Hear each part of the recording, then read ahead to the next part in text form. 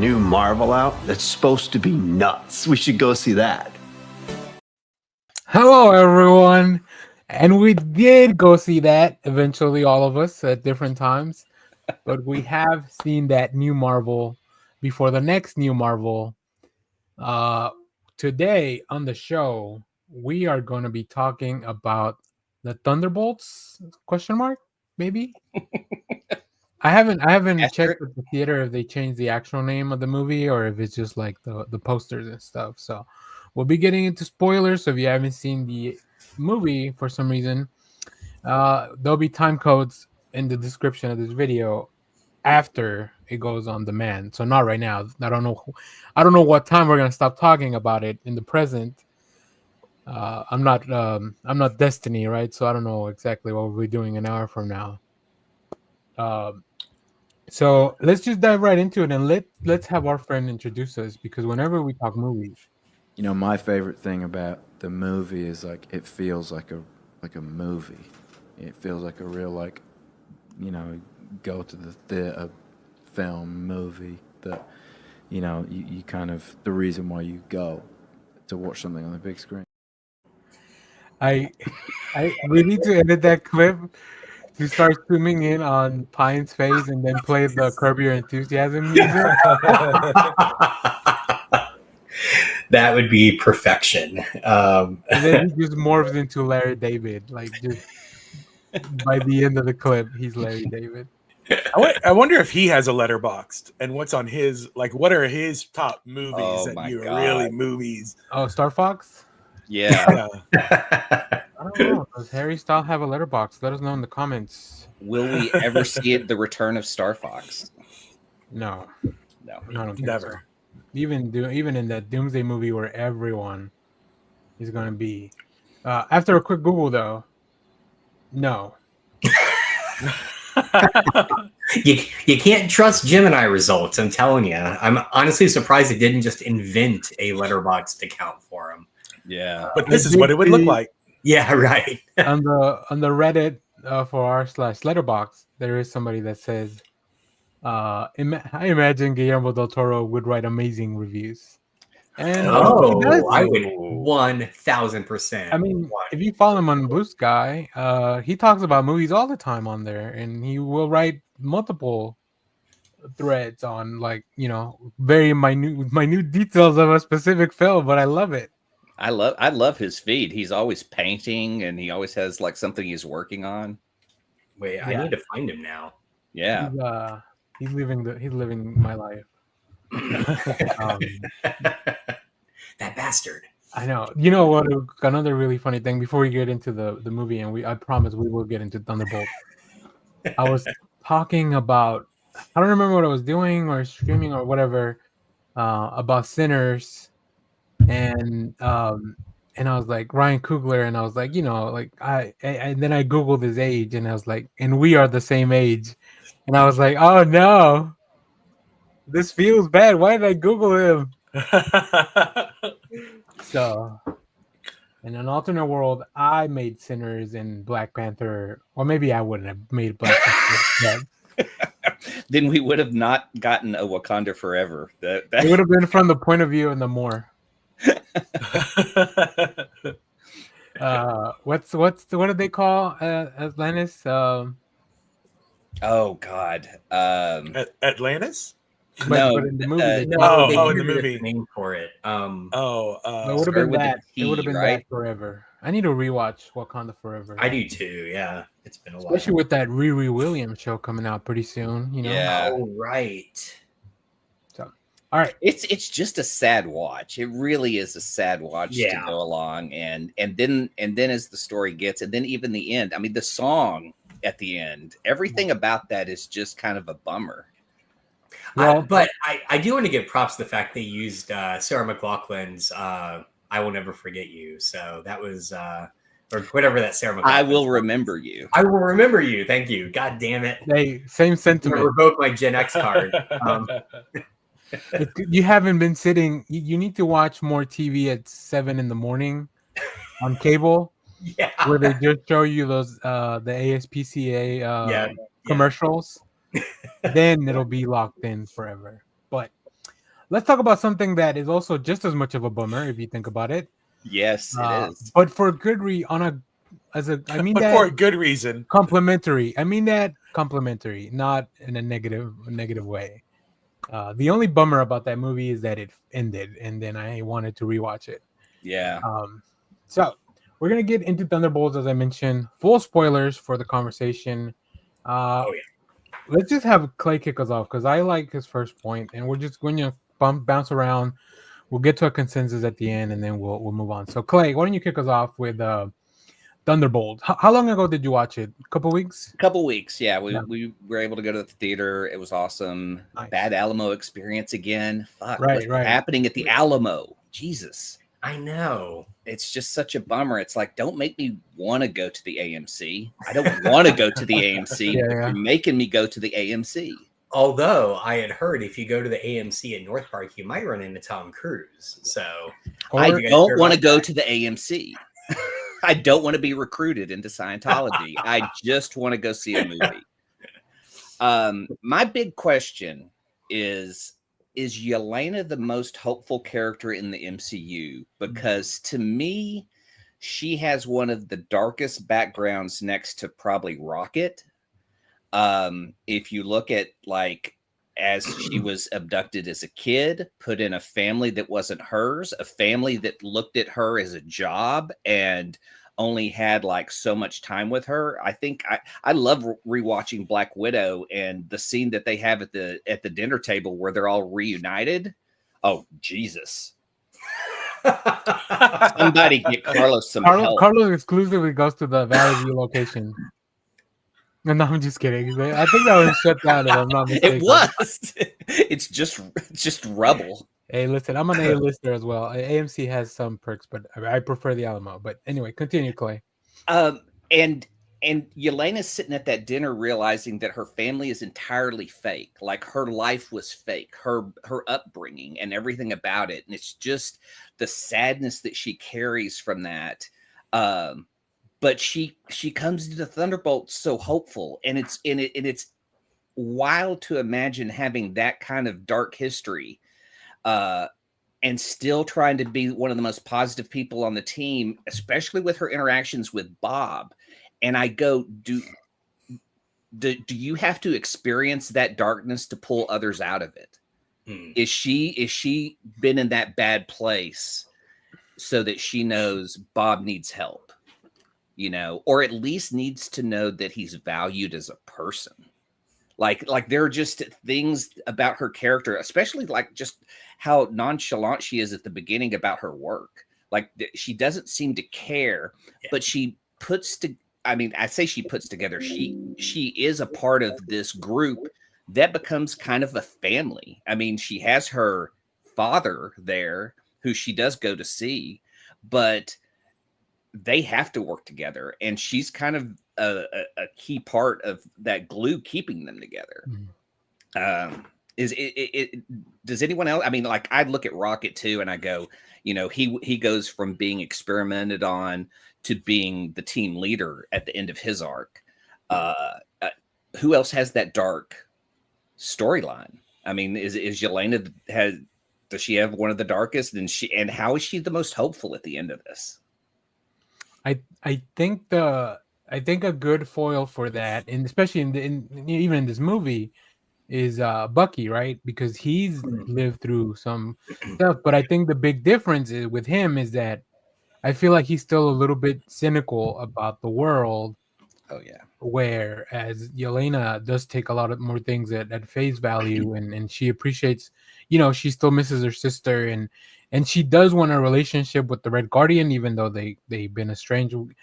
In the movie, they talk about they haven't really spoken in about a year because they're all, I mean, I don't know, whatever, they're busy or whatever the case may be, but they don't really seek each other out. And then, I mean, because even Bucky, when he meets these guys, he doesn't think, oh, we're gonna put together a team. He's like, this is how I'm gonna trap, you know, the Val, yeah, right, Yeah. So like, yeah, so even Bucky does, even though he's been through a lot of stuff like her, a lot of it by the same people, right? Videos. So Yeah. So yeah, I definitely agree. I think that it is her resilience that kind of gives us drives us as we get through the film, and Yeah. kind of makes you feel like it's gonna be okay. And especially at the beginning of this film, because the one person that's killed is somebody she knows. Yeah. And it just kind of blows me away that she's able to just kind of come from that and just keep going. There's something driving her. There's just a little bit of hope that she has. That's just kind of an amazing part of her character. Yeah. I really like that as well, because I feel like, as Danny said, Bucky's kind of a foil to her for that, but I think also Red Guardian is, because he is just pure joy in this movie, right? He never, I mean, until like one incident happens towards the end, he is just running on pure like happiness and joy, and like, I'm going to bring all these people together. He's this kind of like very outward expression of hope. But yeah, to your point, and I said this to my daughter after we saw it, we were chatting, and I almost hate to say it, but I like Yelena as a character and Pugh's performance of her a lot more than I like Scarlett Johansson as Black Widow. And that's not a disservice. It's Johansson as Black Widow is great, but I feel like they've tapped into something with Pugh as White Widow that is just so unique and interesting. And they're really, really good at portraying that in both the movie Black Widow and in this. And give me more, like, please. I love watching her on screen. She's great. Yeah, I think she's fantastic. I think she completely carries the movie. I do think that she is, and the movie follows her story arc, because she when she gets introduced in Black Widow, she's making fun of Natasha for her superhero landings, and she's very she is kind of like broken, because she did grow up where she thought she was part of a family, and she says that thing where she's like, it was all of it was real to me, kind of stuff, and then she's like, whatever, and then she becomes the assassin and stuff, and then she gets. So I think she's very cold when we first meet her in Black Widow. Yeah, she earns her sister back. She gets her sister back, who then probably goes off to die. And so then again, she kind of gets put, and then she gets blipped, and then she. So then again, she kind of is like this. She had her life, and then she got immediately taken away from her. Then we meet her. Yeah. We see her again in the Hawkeye show. So she's a little bit colder, but I think she's kind of getting over it. I think she's trying to get her revenge, and then whatever. And I think after that Hawkeye thing ends, like if your whole life is vengeance for that moment, and then that gets kind of taken away from you. So I think when we pick her up at the beginning of this movie, she's just completely lost and shattered. Yeah, because she has that very depressing first scene where she's like on a job, and she's complaining about her existential crisis to the people that are scared of her, that whatever. Yeah. And then you see her go through this movie where she gains another family, and she has to and I think she recognizes her pain in Bob, which is why she's able to connect with Bob. She can see the signs. Yeah, she can definitely see the signs. Yeah. I don't know if she's hopeful at the beginning of the movie. I think at the end of the movie, that's when she earns her, like, okay, I'm part of a team again. It's kind of a found family, more or less, she's kind of like her old family, sort of. Yeah. That's more of a put together family. She's never had a real family, I guess. Assembled family, if you will. Yeah, a blood family, I guess I should say. So this is an assembled family. And then there's, she gets a crazy uncle out of John Walker and stuff, but I think that she's happy in that kind of mix. And I do think that it's interesting, because you got everybody in that movie is on their own little path of like mental, whatever. Like Red Guardian is completely like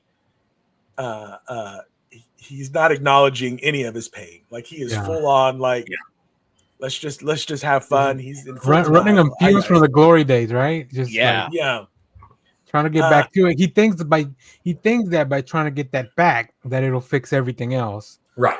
Because that's when he was like at the top. Listen, we were making a joke in like a Discord server that I'm like, you could pay for therapy, or you could just go watch these movies. Like it's a lot cheaper. And it's interesting because you also see Bucky. Bucky's already gone through this. We saw that in Falcon and Winter Soldier, Captain America and Winter Soldier. So he doesn't have much to do with but he gets to be there, and he's like, look, you can get through on the other side. Look at me. Right. And that's Right. his whole purpose of that movie. In that movie. So, Look at me. I got elected to Congress. Yeah, I need a Disney Plus show about that. Yeah, I know. I wanna see- 100%. Remember when they used to do the Marvel one shots after the movie when the Yeah. little hero Yes. came out? Yeah. I want that of Bucky's campaign. I mean, I didn't see Brave New Worlds. I just figured that was like a subplot in Brave New World is his going into politics. It's like one They scene. mentioned it in one scene, yeah. But I do love the subtext of this movie, which is how can, as a person, how can Bucky better serve Americans? Not as a politician. We tried that. Yeah.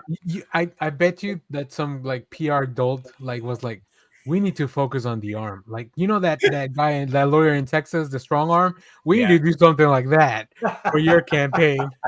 But Jeff, I think we can segue nicely into your first thing, since this is going to be a very Yelena focused part of the show, I think. Yeah. To kind of to keep on my point, I'm glad it's based on Florence Pugh is just an amazing actress. Yeah. Like she can. Not that there's bad actors in that cast, but she by far is just like the way she would just well up, like that scene when she's on the street with Red Guardian. Oh God, so many things to be, whatever regretful for or whatever. Yeah, her voice cracks, and I'm just like, oh my God. And then at the end, when they're all hugging Bob, I'm just like, oh my God, this movie got to me. I'm glad I watched it twice because I actually went to the restroom when they get their butts kicked and they leave and they have that really poignant conversation. I missed that the first time. I knew what had happened because of the context of their conversation after. But then I watched the movie like a couple of days later, and I just made sure not to go to the restroom at that same point. So I have now seen the film all in full. Thanks to my bladder. You But time I the agree. drink. You time the sips differently. Yeah, So, exactly. I mean, the just way bought a that diaper this second time around. yeah, I mean, like Midsummer's a great example of like she's a character in that movie who is going through it, and we go through that journey with her, and you go through it as horrific as everything is, but she has that it power. She's a star. You want to follow her story when she's the star of a movie, whether it's something as dark as Midsummer or something that has this gleam of hope in her character, like Thunderbolts. I mean, by the way, I'm just gonna say right now, Midsummer, I would never do that. I would go and get high with those people, but then I'm out. The second they're like, we all have to sleep together in one giant building where there's no walls or anything, I'm like out. I'm gonna go sleep outside in the tent, and then I'm out of here the next day. No, I don't care. What would you say that bear was for? Yeah.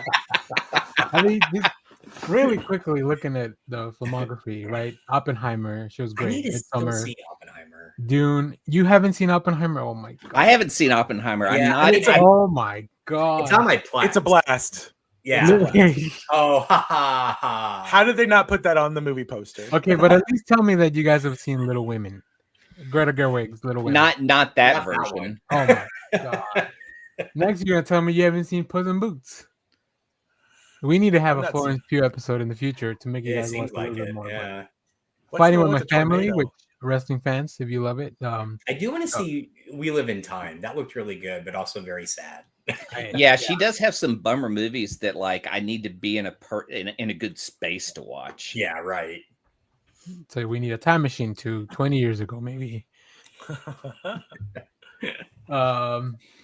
Okay.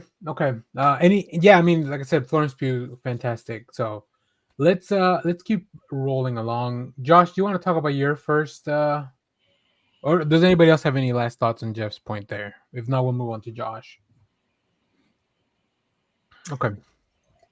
I was very impressed by think about how often MCU movies, and one of you brought up this point about how I think it was Clay, about how the MCU movies have this like trope of here's the text of where the new scene is going to take place, like Mad Rapport or whatever. Yeah.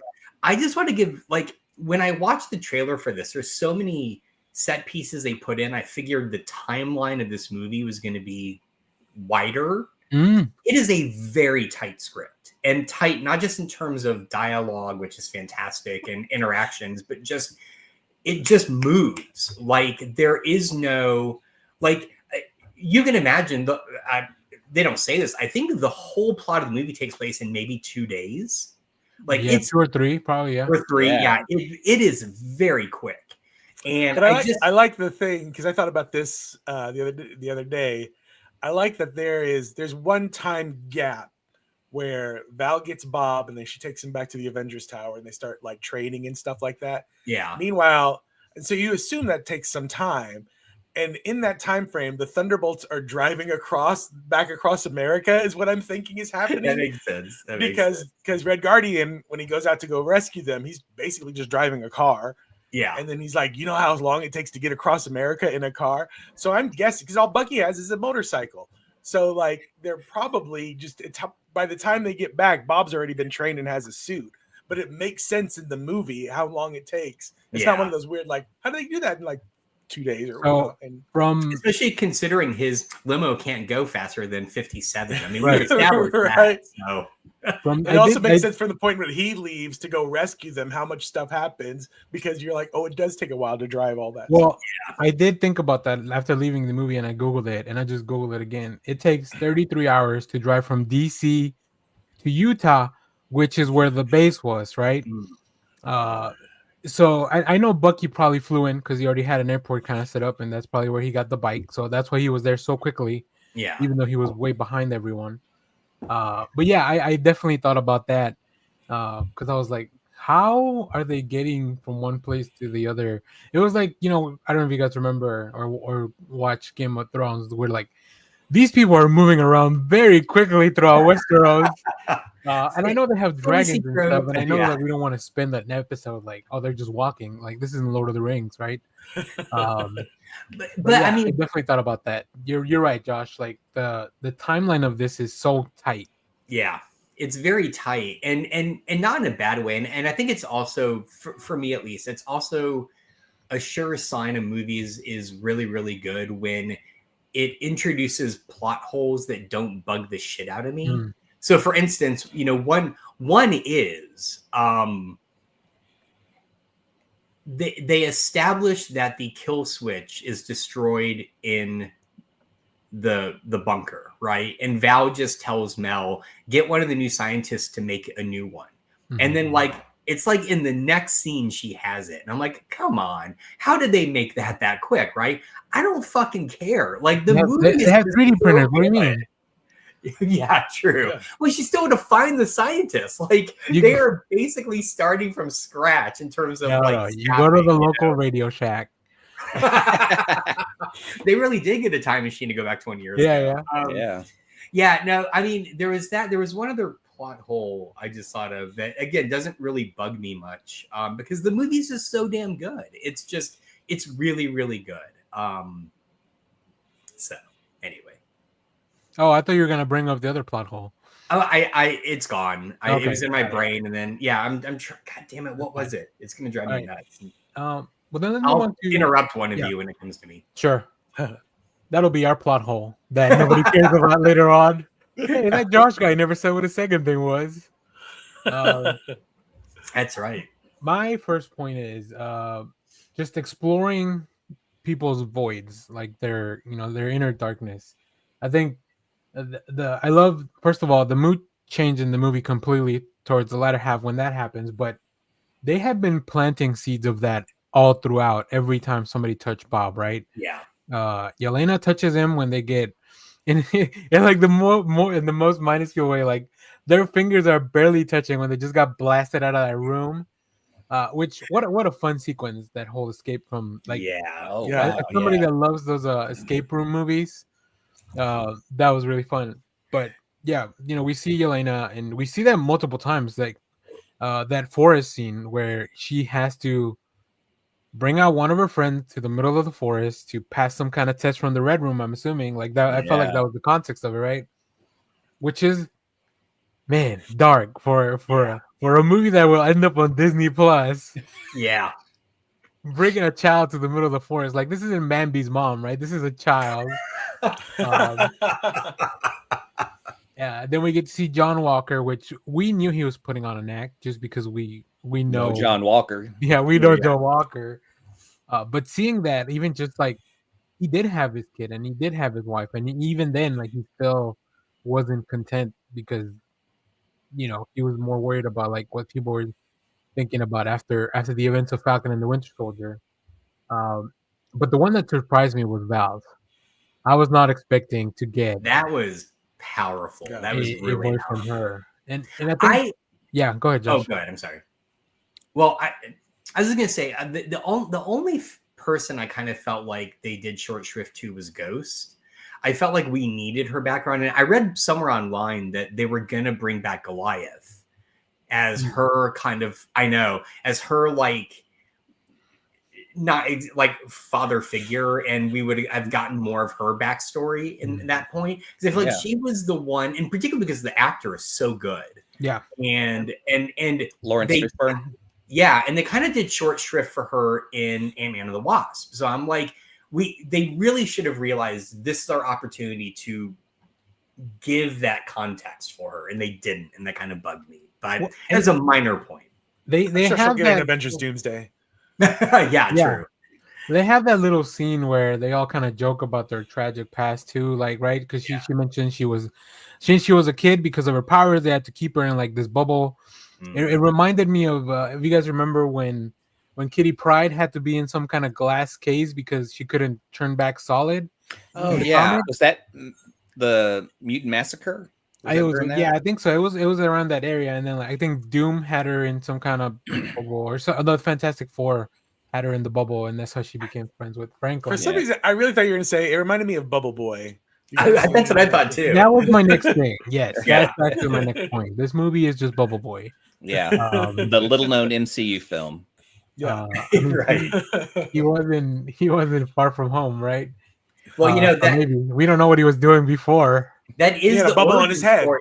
That is the origin story for Mysterio, right? Mysterio. Yeah, he goes from Bubble Boy to just around his head. Yeah, absolutely. Wow, we did it. How did I not we did make it? that? We nailed it.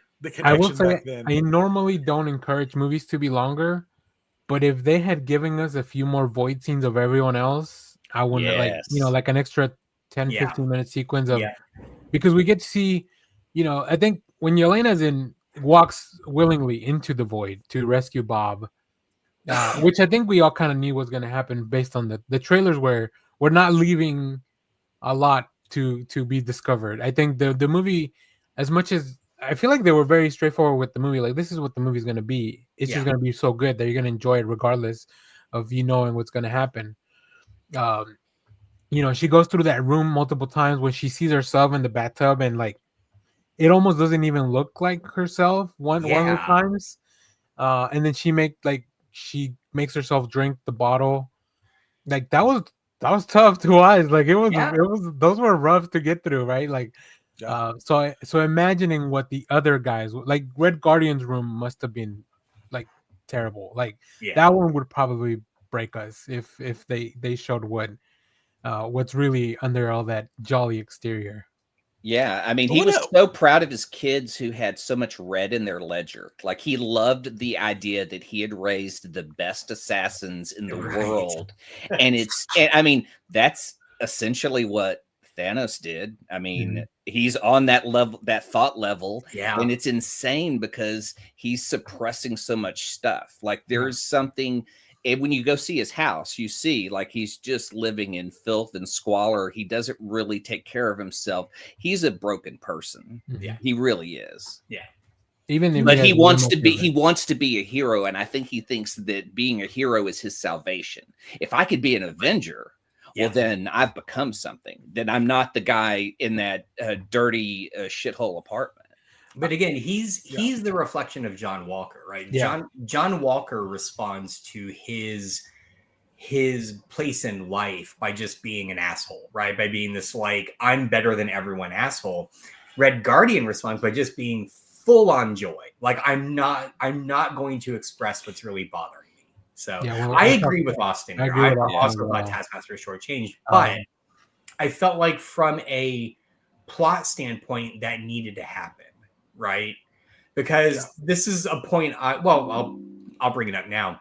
Sure. One of the other things I really loved about this movie is for a movie that is this dark and poignant, by the end of the movie, everything is okay. You don't have a major character death other than Taskmaster, but major characters doing a lot of work there. yeah. Right? Even Val comes out okay at the end of this. Like the thing is, like by the end of the movie, everyone's okay. Yeah. And I thought that was like such a breath of fresh air, right? Because think of how often, like, not even just MCU movies, any movie feels like, all right, we have to have this like one tragic incident as like the touch point. And this movie was just kind of like, no, because ultimately the point of the movie is love and companionship, right? Like, no, don't, you can't beat that part out of you. You just have to find people that support you. And I thought it was really beautiful. Oh, yeah. Definitely. The thing I will say about Taskmaster, I feel like somebody did need to die because you can't send 4 of the world's best killers to the same room without somebody eventually dying before they figure out what's going on, right? I would have loved to have been in the writer's room where they assigned who was going to get who in that room. Also, like, going back to my point about Ghost, it immediately makes Ghost a badass and the most scary of that whole group, right?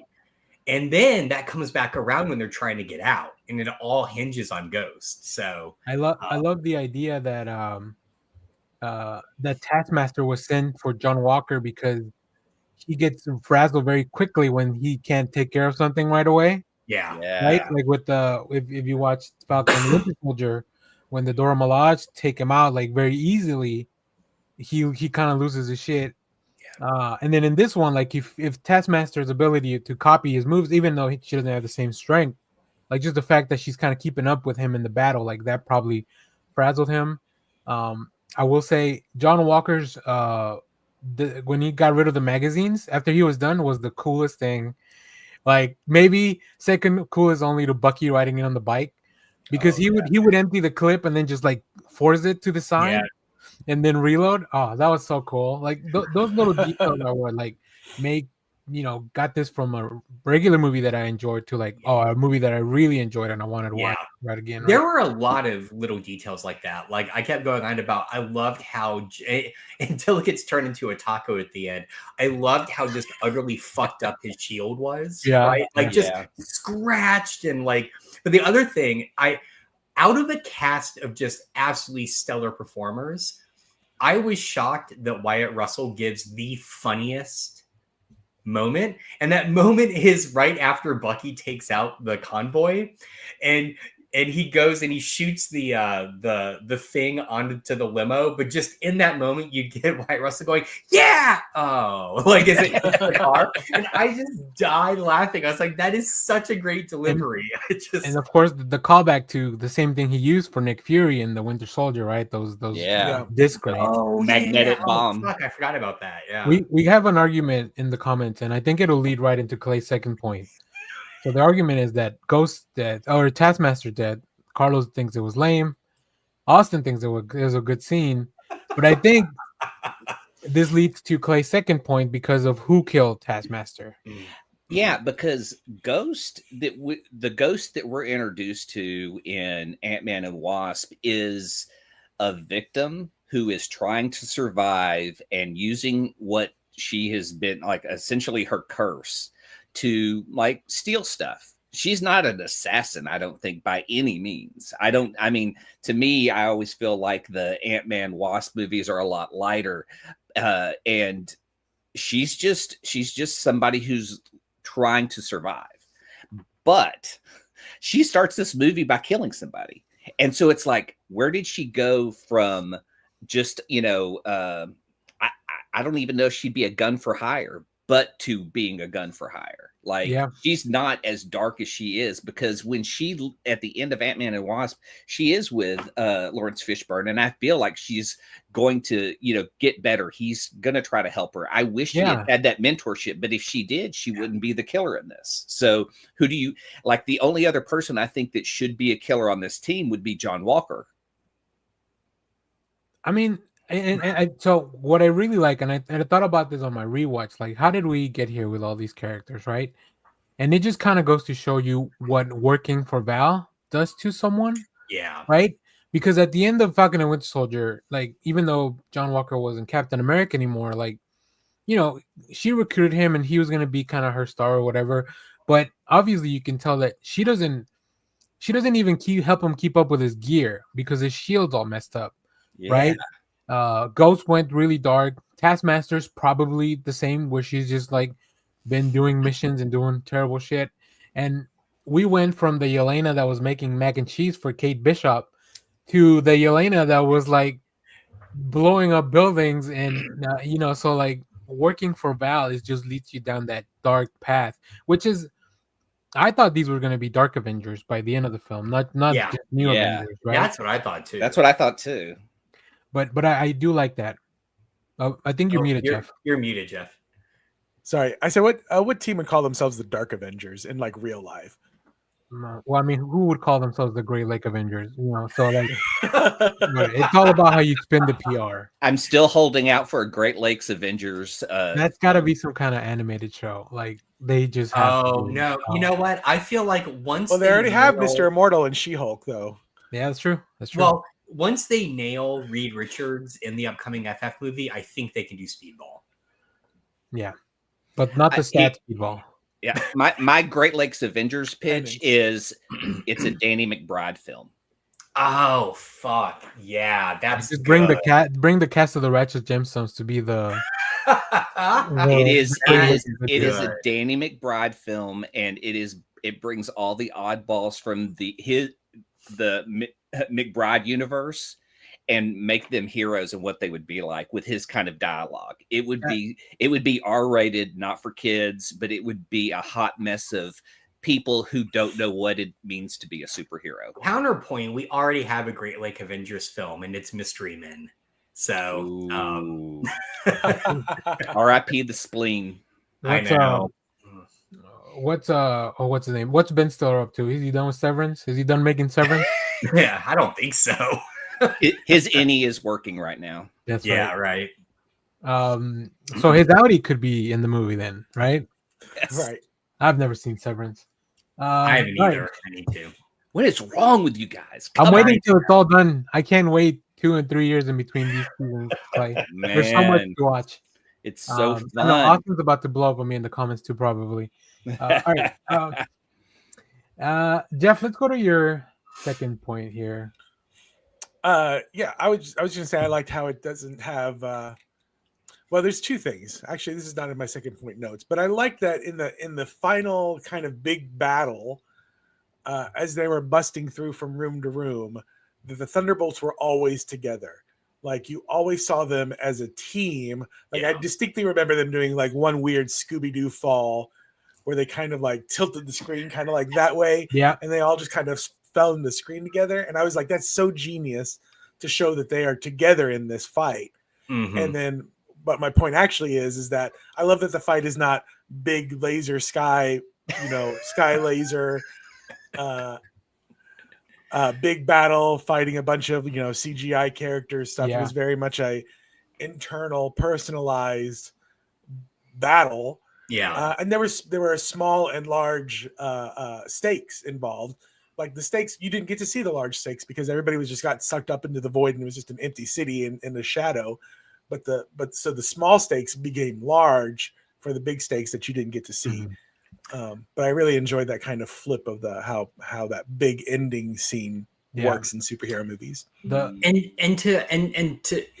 To play off that, one thing I really liked about this movie, and again, like the script and the structure, is how often they play with your expectations, right? So for instance, we get the scene where they all show up and you realize, oh, it's not one person there.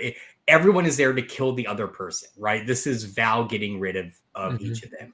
Yeah. Or we get the scene in the void where ultimately it comes down to it's not about fighting, it's about belonging, right? Right. Or, and my absolute favorite is the very end scene where they're going for Val and you're like, oh, this is her comeuppance. And then she just goes through that curtain and they walk through and she's like, and here's the new Avengers, right? And I was like, that is fucking killer. I love that so much because it just, they keep playing with, here's what we know you think is going to happen, and then we're just going to twist it on you just a little bit, not like an M. Night Shyamalan twist, but just a little like your expectations are wrong. So yeah, and it's amazing because you take everyone that's on this team, you drag them through this muck, and at the end, she gives them what I think that they didn't expect, and it elevates them to the idea of like, oh, we are a team.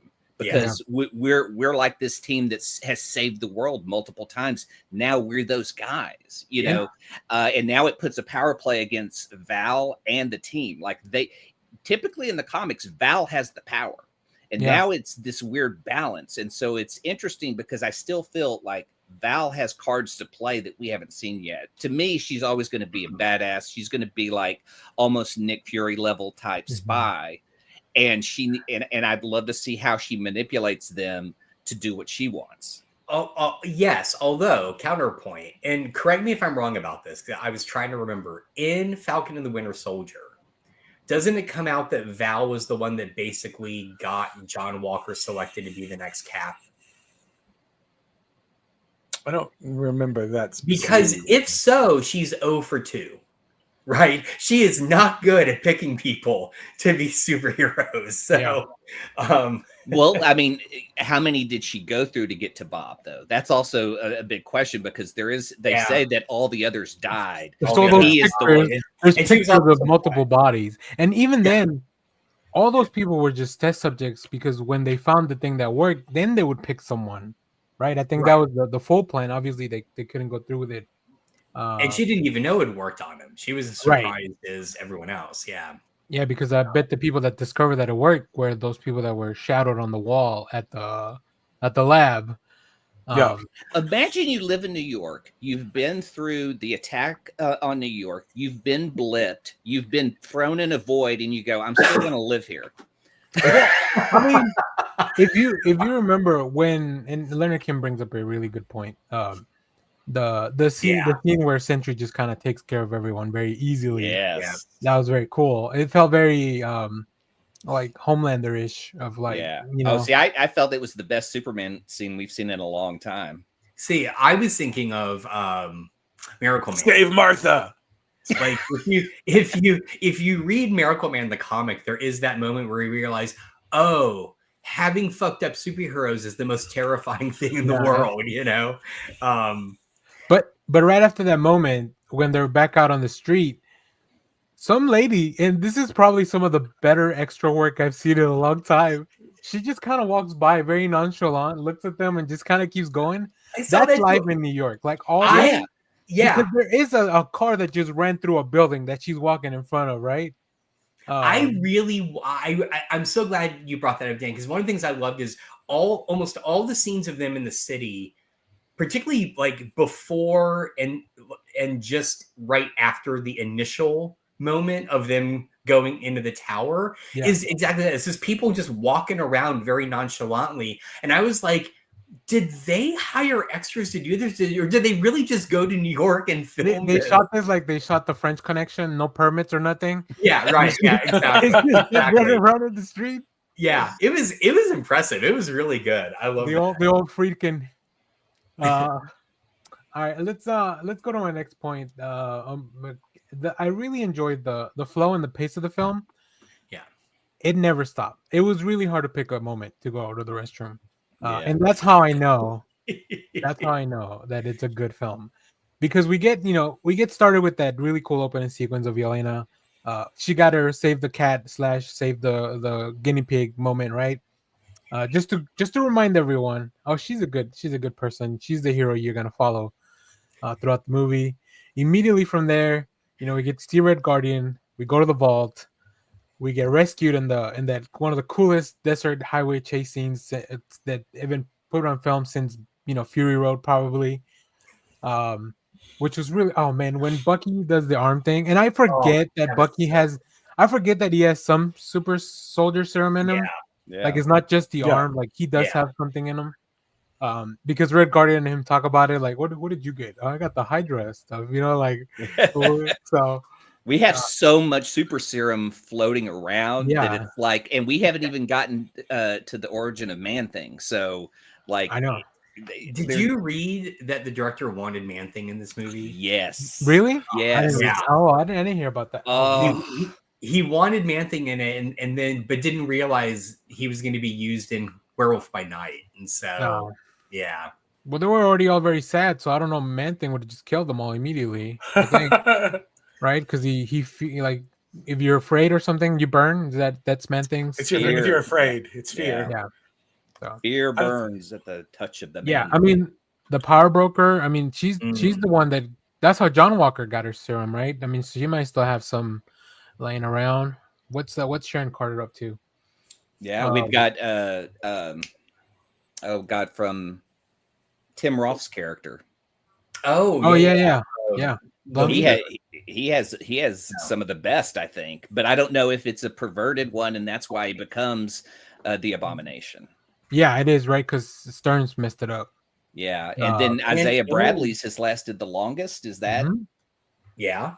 Thunderbolt Ross, even though he's in Thunderbolt Ross. I guess I won't talk about it because Josh hasn't seen the movie. No, you're not really missing much, man. Yeah, I'm sorry that the coolest things in the new Cap movie are the fight scenes, and the story is the weakest part. It really sucks because they have some great actors that they don't really utilize. I know. Watching Carl Lumley run is pretty cool in that movie. That's like the coolest thing about that movie. We need more. Mantis is back. Mantis is back. Can you imagine if he pulled out that Mantis outfit? Yeah, that whole scene with. Anyway, this is not the Captain America Brave New World show, which we probably won't do one. Like, maybe when it hits Disney Plus. Because we should talk about it because there are some things in it that are interesting, but really, like, it is a disservice to a lot of those actors. And I'm just bummed because I really wanted the leader to have great moments, and he had great monologues. But I mean, he's just doing the villain shit, and it's like, come on, you got a great actor there. Come on. And the thing also, I'm gonna step over here and blow my nose. I'll be right back. Okay. Allergies are crazy in Texas. It's bad today. Yeah. But the thing also that bums me out about Brave New World, even though I haven't seen it, is it was supposed to be the follow-up to two of the best MCU things, right? Civil War and Falcon and the Winter Soldier. And they just flubbed it. This Thunderbolts really is the proper follow-up. Yeah. Those things. Wait, did you mean just the Winter Soldier movie, or did you mean the series? Oh shit! Did I say movie? Civil War? I meant Winter Soldier. Oh, well, okay. So the Cap movies, the last two. Well, just because of like when I saw that final trailer for Brave New World, and it's mimicking like every 70s like espionage film. It made me think of the Winter Soldier. Well, right? I mean, that was also an homage to those. So. It starts off really cool. I'll tell you that. Like, all right. You know, when you watch it, you'll see what I'm talking about.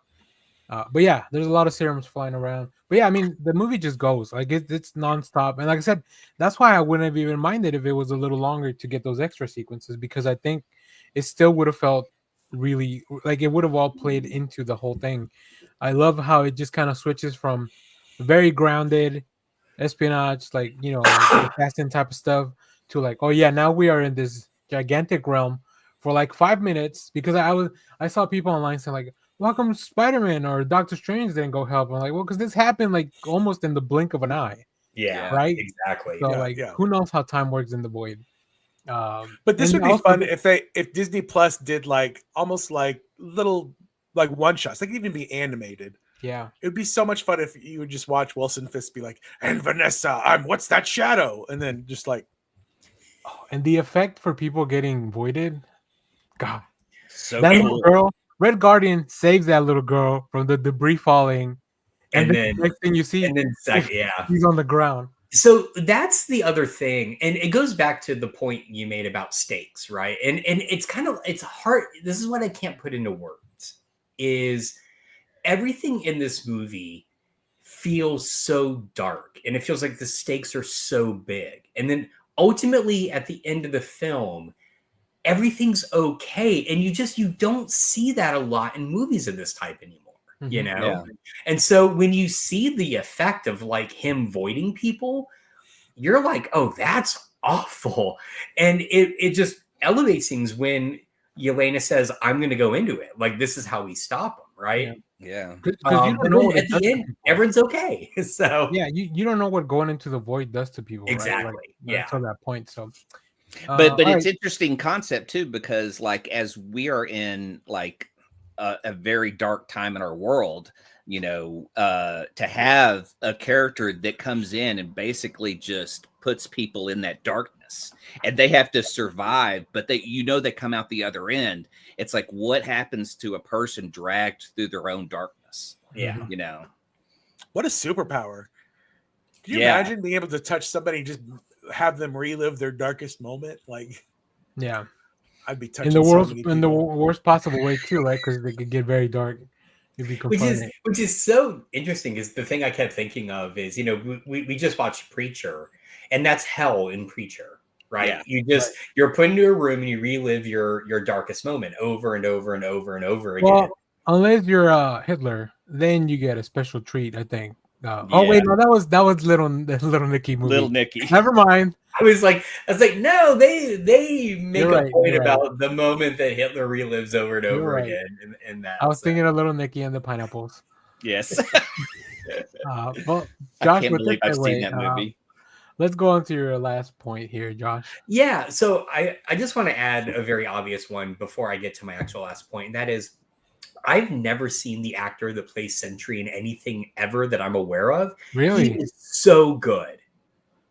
What is that? You know who he No, is, right? I had complained about him because he had done that third reboot of Salem's Lot, and I hated it so much that I shit Oh, on him.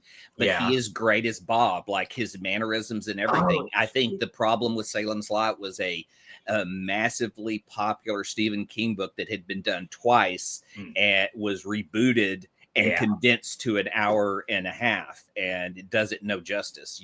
You get nothing from that character. So I really shit on him, but I was glad to see him take Bob and make him Sentry and just be likable, and you're fearful of him. Like he did so much with that piece. It was really his great. range in that role is incredible. Like really, really good. So he was great. But my last actual point, and it's something I have brought up a lot about MCU movies, and I am happy to be taken to task for this. But one of the points I usually make about MCU movies is there are no good scores, right? Quick, tell me your favorite MCU film score. Guardians. And why is it Homecoming? Anything by Michael J. Exactly, right? This movie, like during the film, I know the exact moment. It is when Bucky shows up during the desert chase. The music kicked in, and Really I'm good. sitting there going, "Oh, this has a great fucking score!" Right? I was like, I've "Is been this playing Philip the score. Glass?" Like What? it sounded like Yeah. Philip Glass. Like it sounded like Philip Glass stuff. Yeah. I've never heard of it. It's a composer named Sun Lux. I've never heard of them. It's they're a duo. It's two Are they? people. Okay. Yeah. But I've been playing the score over and over again. It is phenomenal. It is really good. It comes back again during the closing credits. You get that same kind of like sequence again. Oh, just fantastic. And it reinforced the fact that we just have, except again for Michael Giacchino, which I would argue his Batman score is still better than the stuff he's done for Marvel.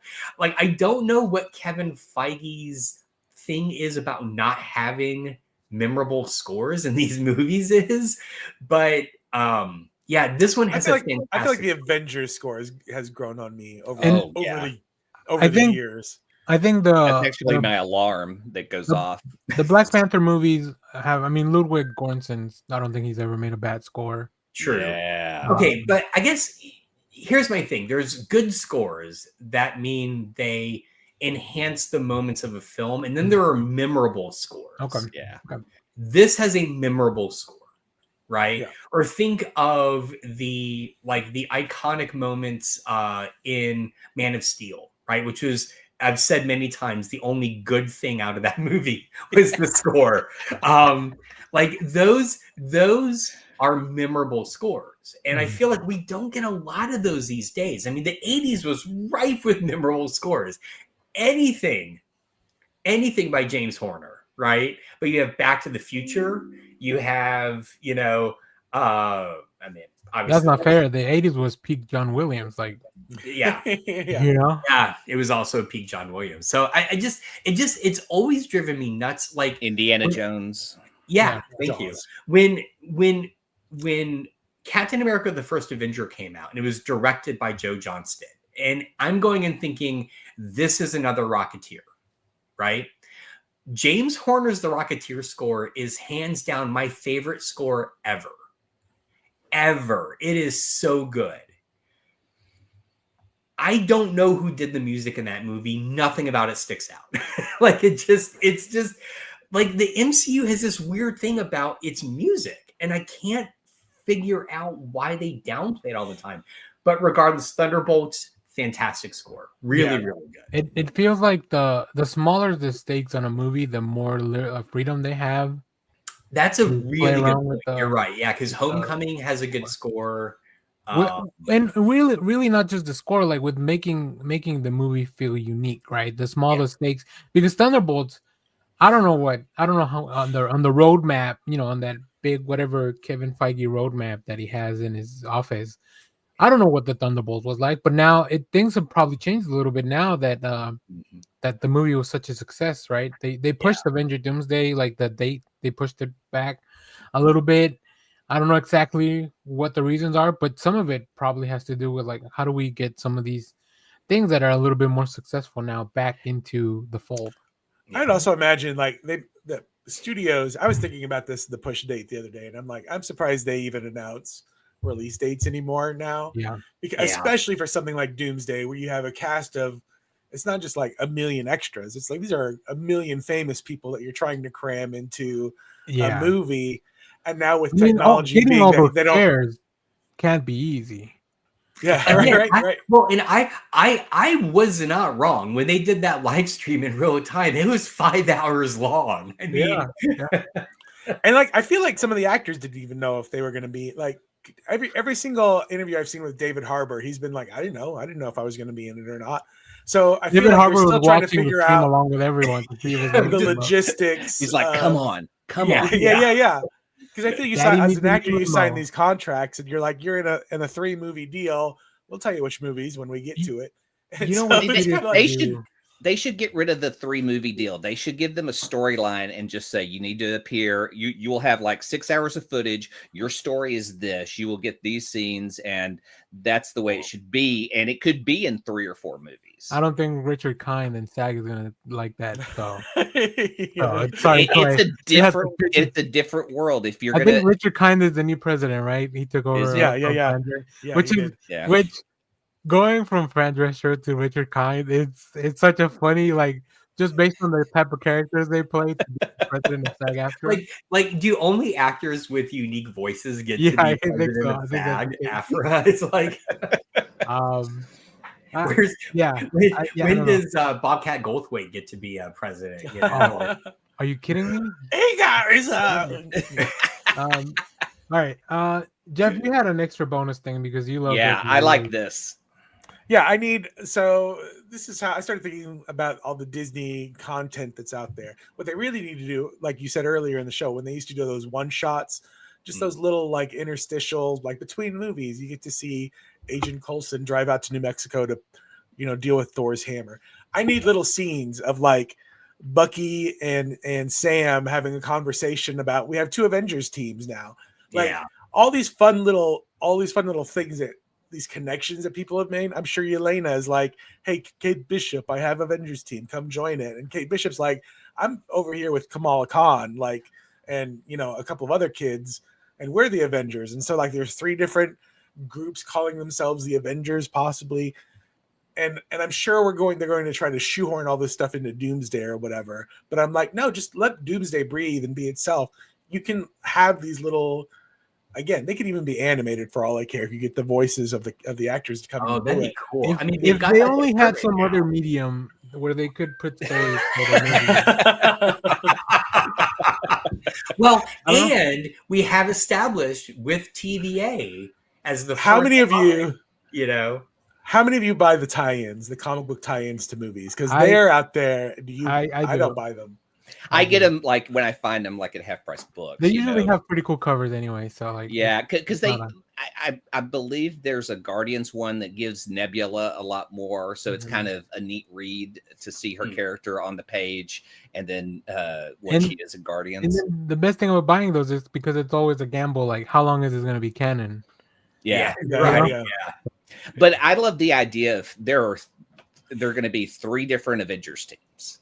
There's going to be the kids team that is getting together and their idea of what a hero is.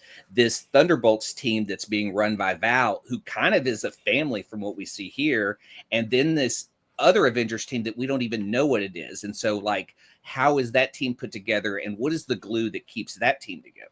Mm-hmm. Like there are different aspects of each one that are kind of fascinating to see. And I'm actually curious to see what is a young Avengers team like, and is Kamala the glue? Is she the one that's going to hold them together? Is it a bunch of people who feel like, well, we just go out and fight crime the same way she does have Iron Man and Cap did? Well, the other interesting thing is, because I assume Sam would be like, hey, Ant-Man, I've got an Avengers team. I remember you from my superhero days. Right. But then Ant-Man's daughter is like Kamala Khan mentions Ant-Man has a daughter. So like, is Ant-Man going to be like, well, I'm also on the Young Avengers or something with my kid, I suspect, I had not thought of this until you guys brought this up, that if all these new Avengers teams come together leading up to Doomsday, right? I suspect the canonical Avengers team run by Sam, and it won't be Sam's fault, will be the first to fall apart. Yes. Because that's going to be like, we're cobbling together a team. The thing about teams is the dynamic. And we've established the Thunderbolts have a great dynamic. I'm going to assume the Young Avengers are going to have a great dynamic because they're all going to be like buddies first and then a team second, right? And it's going to be this canonical Avengers that's just going to collapse. So, and it would make sense because that would be the first one Doom would target. I mean, I'm assuming that Cap's new team is going to have Photon. I don't know if Captain Marvel will be back. I would like to think that Captain Marvel would be a part of that. What is that? Wait, isn't Photon's stuck in another universe? Yeah, she's in another. Oh, she's in another universe. Shit, I forgot about that because I feel like Marvel's left it hanging because they had this great storyline of like Captain Marvel, who was this kind of mentor to Kamala, and what that means to be a mentor when the kid looks up to you and doesn't necessarily like kind of has this hero worship, and maybe you don't meet the guidelines of what that kid believes, and then you were the aunt to Photon, and you abandoned that kid who kind of clung on every word. There's this level of hero worship within these stories that's really interesting because we're at an age where these teen heroes have mentors, and I think maybe the best one at this point is Clint. I mean, he really took Kate in and really helped her, and then brought her into his own family, during the holidays, and just showed her something that maybe, like, Ant-Man ends up in Quantumania with his daughter, and it's like they're just trying to survive. Yeah. But that's her father. And she does kind of have this family hero worship of like my granddad, my grandmother, like they built these incredible machines and went into different realms and stuff. Like, I'm just kind of fascinated with every one of the kids' heroes and who they look up to, and what does that mean for the future? I think this is about Hawkeye, if I know. Yeah, true. So does that mean, because one of the other big unknowns at this point in time in the MCU is Spider-Man. And I'm wondering if we Literally an unknown. yeah, he has gone through that process, right? When he returns, is he going to be the hero that others look up to, or is he still going to be the hero driven by hero worship, right? So I don't know. I think he'd be a good co-leader of the Young Avengers. Like, yeah, but but He's Peter gonna be wants to be an Avenger. He Yeah, doesn't. he's He gonna be thinks he's maybe about, not anymore. Maybe he's been disillusioned. but then Kate could join a Young Avengers, but then look at Yelena. But that team is like assassins, and she's just a rich girl. Like she isn't in that dark world. Like and to cross over into that and see that, I mean, she could be. It'd be interesting for Hawkeye to kind of reveal his background as Ronin to her. Like they know that he wore the suit, but what is the red in his ledger? Because he killed a lot of people during the blip. We may never know because Disney does not like. I forgot about those problems. All right. It'd be interesting to see who's the hero who's killed the most people. It's Hawkeye for sure. I think it's got to be Hawkeye. He had 5 years to do it. Ooh, yeah. That I almost think Captain Marvel on the Kree world, when she destroyed the Supreme Intelligence and the entire society fell apart. Like it's not just. Well, that's not on her. If you That's take, that's a very way of thinking. Tony Stark made a lot of bombs, and it's Tony Stark complex. He almost killed himself with one of them. Yeah. All right. Before we get into the ethics of being a superhero, let's instead pivot to what was up with John Walker's hat at the end of the movie. A little beret. So much. Yeah, no, that's my U.S. Agent into had a beret in the comics for a little bit. Yeah, didn't he? That's he did. That's my segue into the second after credit scene. We don't need to talk about David Harbour buying cereal. Although that is funny, That and is that's pretty kind funny. of the shorts I want more of. Is just them being like weird ass humans, you know. So I love David Harbour. More David Harbour doing anything, and I'm happy. I think Violent Night 2 is happening, Clay. So don't you worry. But here's the thing about that final end credit scene. It clearly ruins the end of Fantastic Four, right? I mean, and I think it goes to Clay's theory about this movie.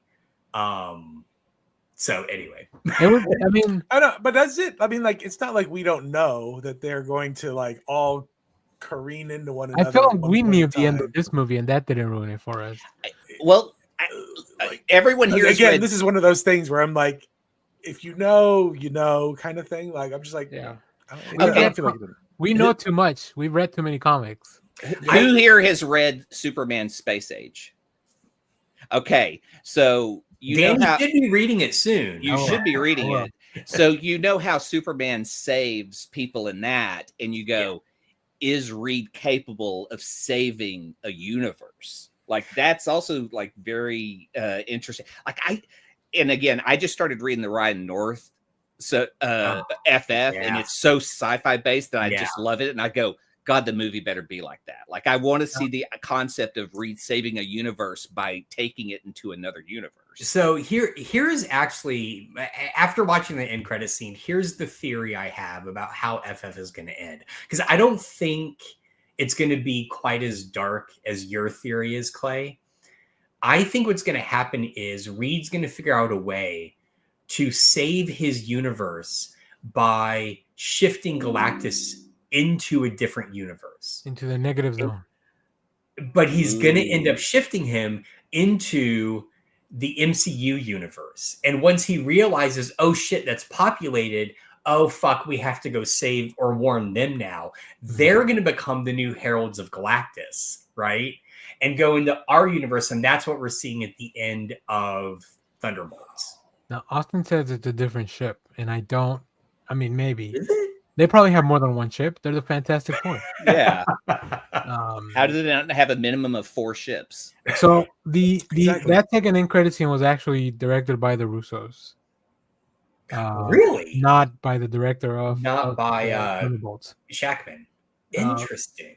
But, or by the director of FF. Yeah. Another cool thing was that I love how they glammed up all the Avengers with like they all have a nice haircut. They all have kind of a similar haircut almost. Like they all have the same kind of bob even the Winter Soldier, Well- like you can tell, like his hair's been like, I don't know, what's Teased. it called, blow dried and Yeah. you know, whatever. Did we bring up hair in this movie? Like, did anyone else pick up on the thing that when Yelena finds the documents in the vault, and you just get that one of like different hairstyles? It's Val figuring out what the Sentry's hairstyle should look like. So then we get at the end and she dyes it blonde, right? Yes. It's like, so I don't know. I thought that was really funny.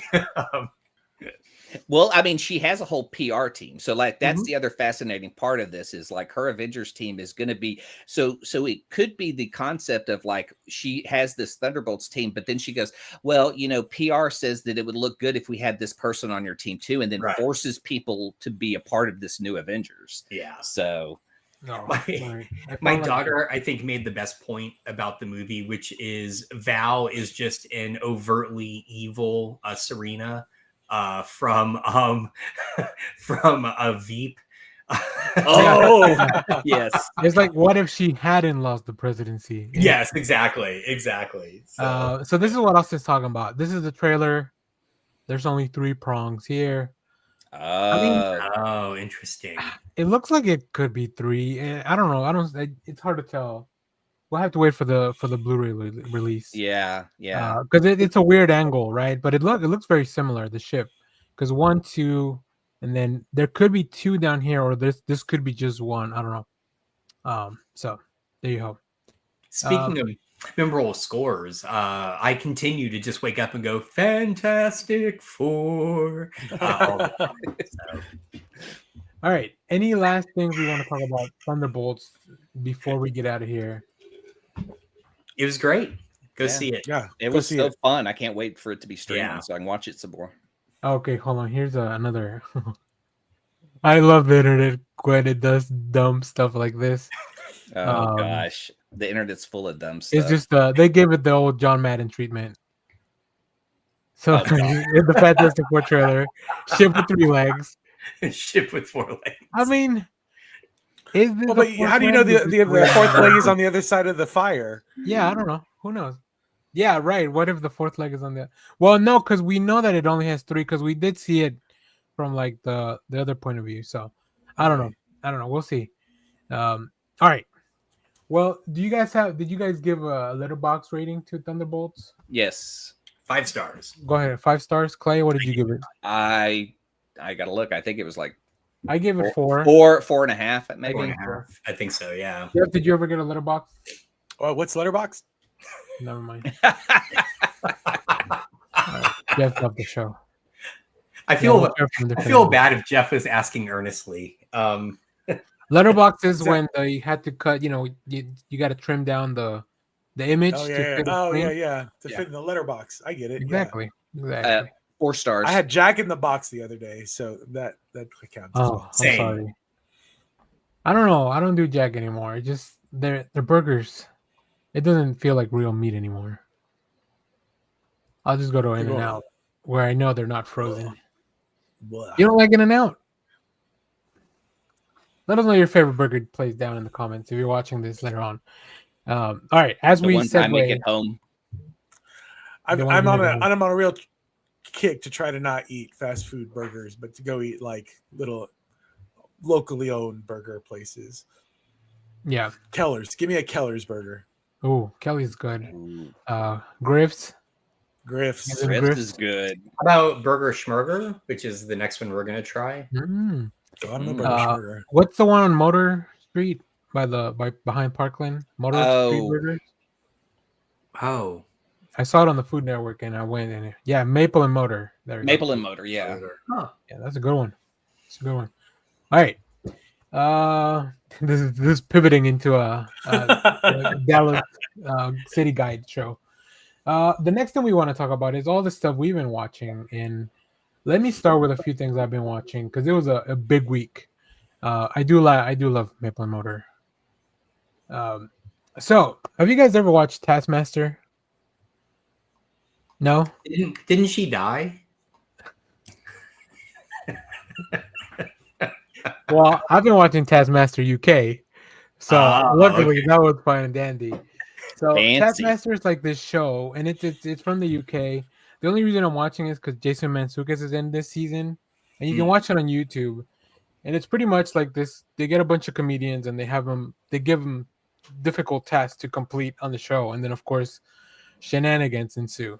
I think it's really funny. I really like it. I don't know if I'll keep watching earlier seasons because they're like on series 19, as they say over there.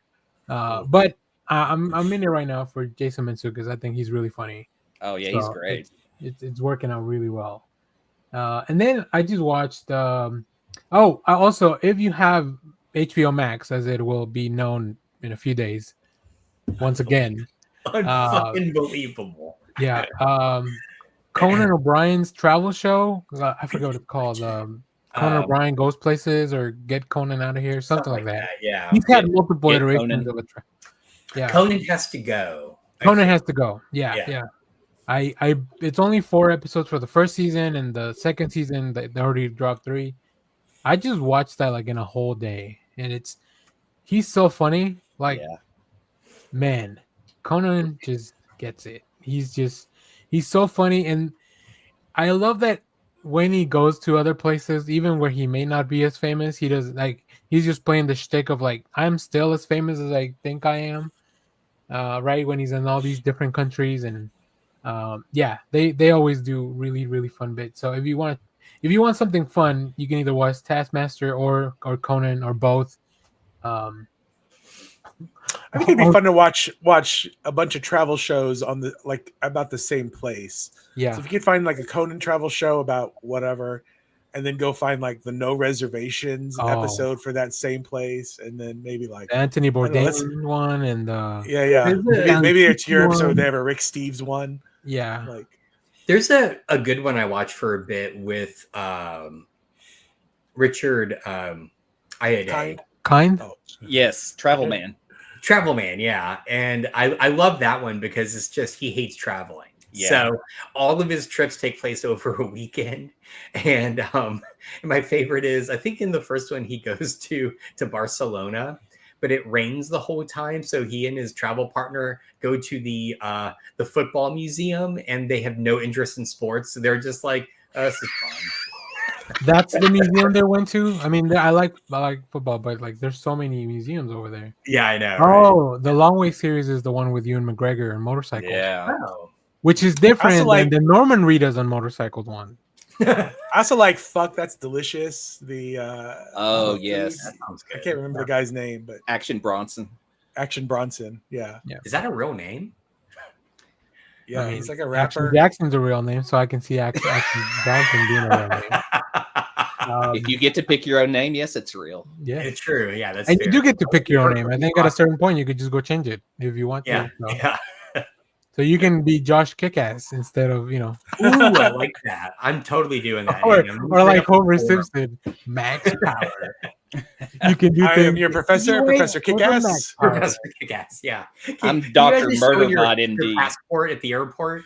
Yeah. No, that's true. Josh Kick-Ass. That's me. A few more butts. That's what it is. Your He's is my really- middle name.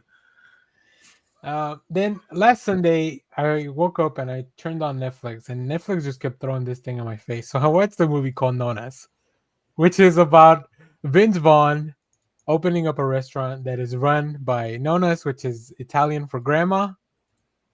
And apparently it's based on a true story of this guy that opened up a restaurant in New York that is just instead of chefs, he just hires grandmas to do Oh The yeah, I've cooking? heard this. I mean, it's a Vince Vaughn. It's fine. It's interesting. It's fine. That's all I ever it's a- hear about Netflix It's a shows. Netflix- It's it's a fine. Netflix. I mean, compared to all the other stuff I watch, I'm putting these in the order of like how cool they are, and maybe not a specifically order, but I also watch Hard Ice on Netflix, that slasher film from Valentine's Day because Oh, yeah. that came out this year. I really enjoyed how unserious this movie was about being a slasher film. Like, they were taking the piss out of themselves within the film, but they were doing it with such confidence that I really enjoyed it. You guys have heard of Chekhov's gun, Oh, right? yeah. That concept. Mhm. Well, this movie introduces Chekhov's metal straw. and it is the most fantastic millennial shit I've ever seen. And I love it. I love it. It was really good. The God confidence damn, you that they sold did it. that You with. sold it. The confidence. It's a fun slasher movie for sure. The best slasher movie I saw this week, because I also watched Fear Street, Prom Queen, which I'll do a full review. It's not as good as the other Fear Street movies, unfortunately. But man, the girl they cast to be the high school bully, she is the worst. So She's this better that's than a the- Regina George. huh? She's better than a Regina George. In some Or- aspects, she really channels her. She has a or lot less Three of room the to Four play with, Heavens? so I think that's the. I mean, if you like those R.L. Stine Fear Street books, I think you might enjoy this movie. Another movie I wanted to really enjoy, and it was just fine, was Fountain of Youth, the Guy Ritchie Oh, movie on Apple TV yeah. Plus. It looks fun, but I'm kind of worried. I don't know. John Krasinski to me does not feel like a movie star, unfortunately. I like his Jack Ryan show. I like him on TV. Yeah. Just in the movies, like for some reason he plays like an asshole for the first 30 minutes of the movie, and you can't be an asshole to Natalie Portman. Like, No. come on, dude. Anakin already did that. Yes. He barely pulled it off. And that's how the he only turned time out. it worked. But it is a Guy Ritchie film, so it gets like by the end of the film, it gets very interesting. And you'll be like, oh, they got all these people to be in this movie. Apple must have really thrown the money around for that one. And then we get to the I guess the highlight of the week. Because Sunday I watched Mission Impossible Dead Reckoning as part of my rewatch, leading up to the finale of these Mission Impossible films. And then on Thursday night, I went to watch the almost 3 hours Mission Impossible Final Reckoning. Wow. And this, I said this in my review that's very non-spoilery. This movie's harder than any other movie I've ever seen.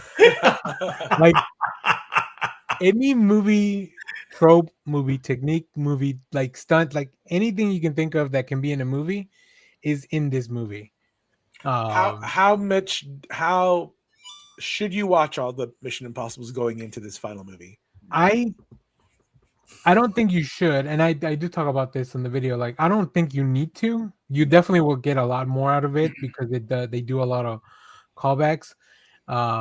But you need to at least watch Dead Reckoning, like for sure. Like otherwise, like you know, like the Mission Impossible movies. I love them. Okay. They all have basically the same plot. The Mission Impossible, like, tell me That's the never plot. stopped me from watching a Fast and Furious movie. Exactly, but at least there's family.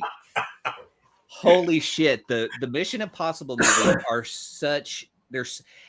They want to be American James Bond. They just have like a big stunt piece, and that's really it. And the story for pretty much, I think, the first 5 movies is, well, there's a mole. There's a mole. We don't know who to trust. There's always some person who's the mole. And then we got to do big stunts. But I tried watching Dead Reckoning, and holy crap, I didn't know what was happening. And they explain it. I mean, really, the purpose of Simon Pegg's character, Ving Rhames' character, is just to give exposition to explain what they're going after and why and the purpose of it. So I'm sitting there and I'm just like bored. Because it's just, we're going to set up an action piece and that's it. There's only a few times where scenes are really fun, and it's Tom Cruise going through the airport with Haley Atwell. They have great chemistry, and it's shot really great. The rest of it, pointless. It's just, you're just watching for the action because you kind of don't care the purpose of who's doing what. Like Mantis is in there. Palm Clemente, yeah. And she's great. Like, her character has this cool kind of idea. She's almost like the Joker in some sense because she's just madness. But like by the time you get to the end, you're like, well, what really went with her? Like, what was the purpose? Well, you gotta watch Final Reckoning. No, it was pitched as a 2-part movie. I was almost going to watch all the Mission Impossible movies, and I'm glad that I just watched Dead Reckoning because it got me from watching any of them. I really just did not care about Ethan at all. I'll recommend I recommend the third one, the J.J. Abrams one. I think that's very good with Philip Seymour Hoffman. Oh shit, that's the right. first You're right. The first one's a Brian De Palma film, so it's Brian not De a bad Palma. movie. Yeah. Yeah, Was it Brian De really? Palma, John Woo, and the third one with J.J. Abrams. Brad Bird does the fourth one. Brad Bird. And So I then think I might just watch them all because I like the first, and It's- I really like the Brad Bird one. I really like the J.J. just- Abrams one. I And then I have, feel like you have to watch the rest of them to get to the last one. I have no interest in a Scientologist with an obvious death wish watching that play out on film. I really don't want. You think so, and then you see it, and you're like, Yeah. oh, like if like He's a movie star. Like there is Yeah. something. we 'Cause don't I have a think in lot the of back movies of your like that. head. Yeah, Yeah. I think in the back of your head, I always think of the same thing as Tom, because my immediate reaction to Tom Cruise is crazy Oprah couch thing, Mhm. you know, the Scientology, Right. Yeah. this weird intensity.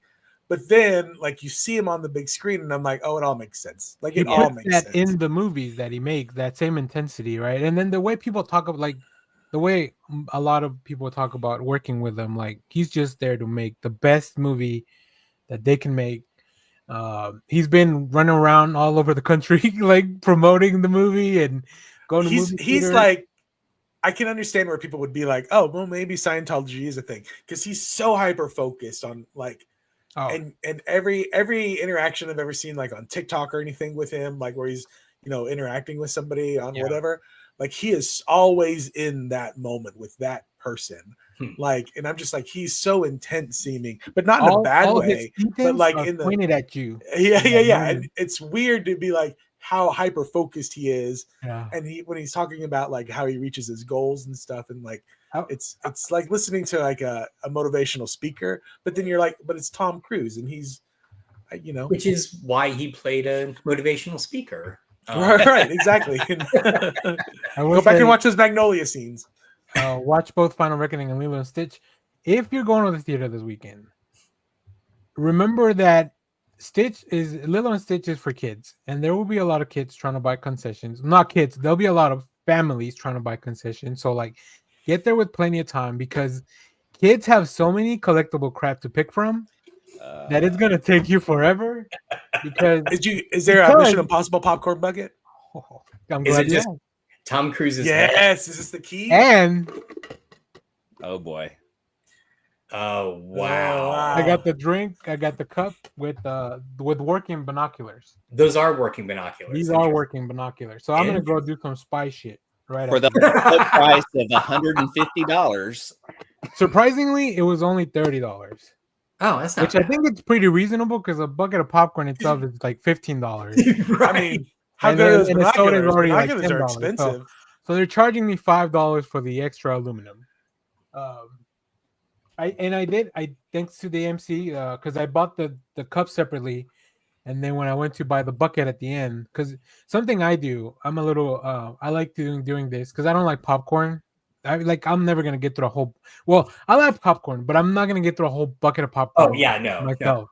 no human Because can. That's For a the- lot of these movies, I just go to the You theater gotta when I work at it, can. but yeah, so I you go by can. myself. Yeah, you can. Yeah, you can pull your hand. Don't tell me how to live. Okay. Well, me and my doctor I have had a agreed that I friend- should not go through a bucket of popcorn on my own. I like how that's the most contentious thing I've ever said on this show. I did not get the Josh is like, I briefcase could never option. eat a whole thing of popcorn. What are you talking about? I did not get the briefcase. Briefcases are out. But what I do is I buy the popcorn on my way out, and then I just give I look for people that are in line. Specifically, like if it's a family with a bunch of people, like I just give them my bucket of popcorn, and then I Oh. just keep the tin that's cool. because I'm never gonna eat it, and then that way I Wait, save. what do they? Like, You Somebody's pour it in gonna their spend- hands? Like Yeah. how are you Yeah, I was like, doing it? how do they get it? How do they Yeah. receive well, it? no, they give it to you. They give you the tin in a bag, and then they give you like just a bucket of popcorn. They don't fill the tin? Yeah. No, This is- I don't want popcorn in here. Popcorn grease ruining my. I don't want popcorn in my popcorn bucket. Exactly, I don't. I would make, if I were those movie theaters, I'd be like, no. Well, you fill can my pour bucket. it in yourself for health reasons. They can't do it for you. It's against the food server Oh. code of ethics. whatever code of ethics, But they could put it in your other popcorn bucket. whatever governing body It's gone. regulates the. I popcorn call industry. shenanigans. But yeah, anyways, I do that. So I bless many a family. And the thing they always ask me like, what? Like every time I try to give away my popcorn, they're like, huh? And I just tell them like, oh, I just wanted the tin. And they're like, oh, okay. And then they end up taking it. But I understand why you wouldn't just take popcorn. Yeah. Are they like patting you down to find like empty syringes or stuff? Yeah, like, yeah, what did right. he put in this? The crazy cinema popcorn killer. You're a legend. I will be at a documentary on Netflix, and you guys will have to talk about me. Oh yeah. We never knew. Some He seemed like other such a nice show young like boy. this, some other show like this will be talking about my documentary on their show. Yep. Years from now. So, but yeah, go to the movies. The movies are fun, and I love the Mission Impossible ones. Real quick, I just want to bring up that in Dead Reckoning, there is an entire sequence that could be pulled straight out of Batman 66. There is a ridiculous bomb sequence with Simon Pegg. Yeah, I mean, it's almost at that level. Does he not throw it because there are ducks in the water? Oh, when they in the airport as well, right? It is him getting a riddle, and he has to solve the riddles to like spin the cylinder that spells something that's just so. It's like a Saw movie combined with Batman 66 Riddler. I guess that was his Riddler. When I saw that, I mean, I couldn't. That's when the movie tanked it for me, because I was like, this is essentially the Joker from, or the Riddler, from Batman 66, and it's done poorly. It's not even that good. It was a psychological test to get to know him so that the entity could understand.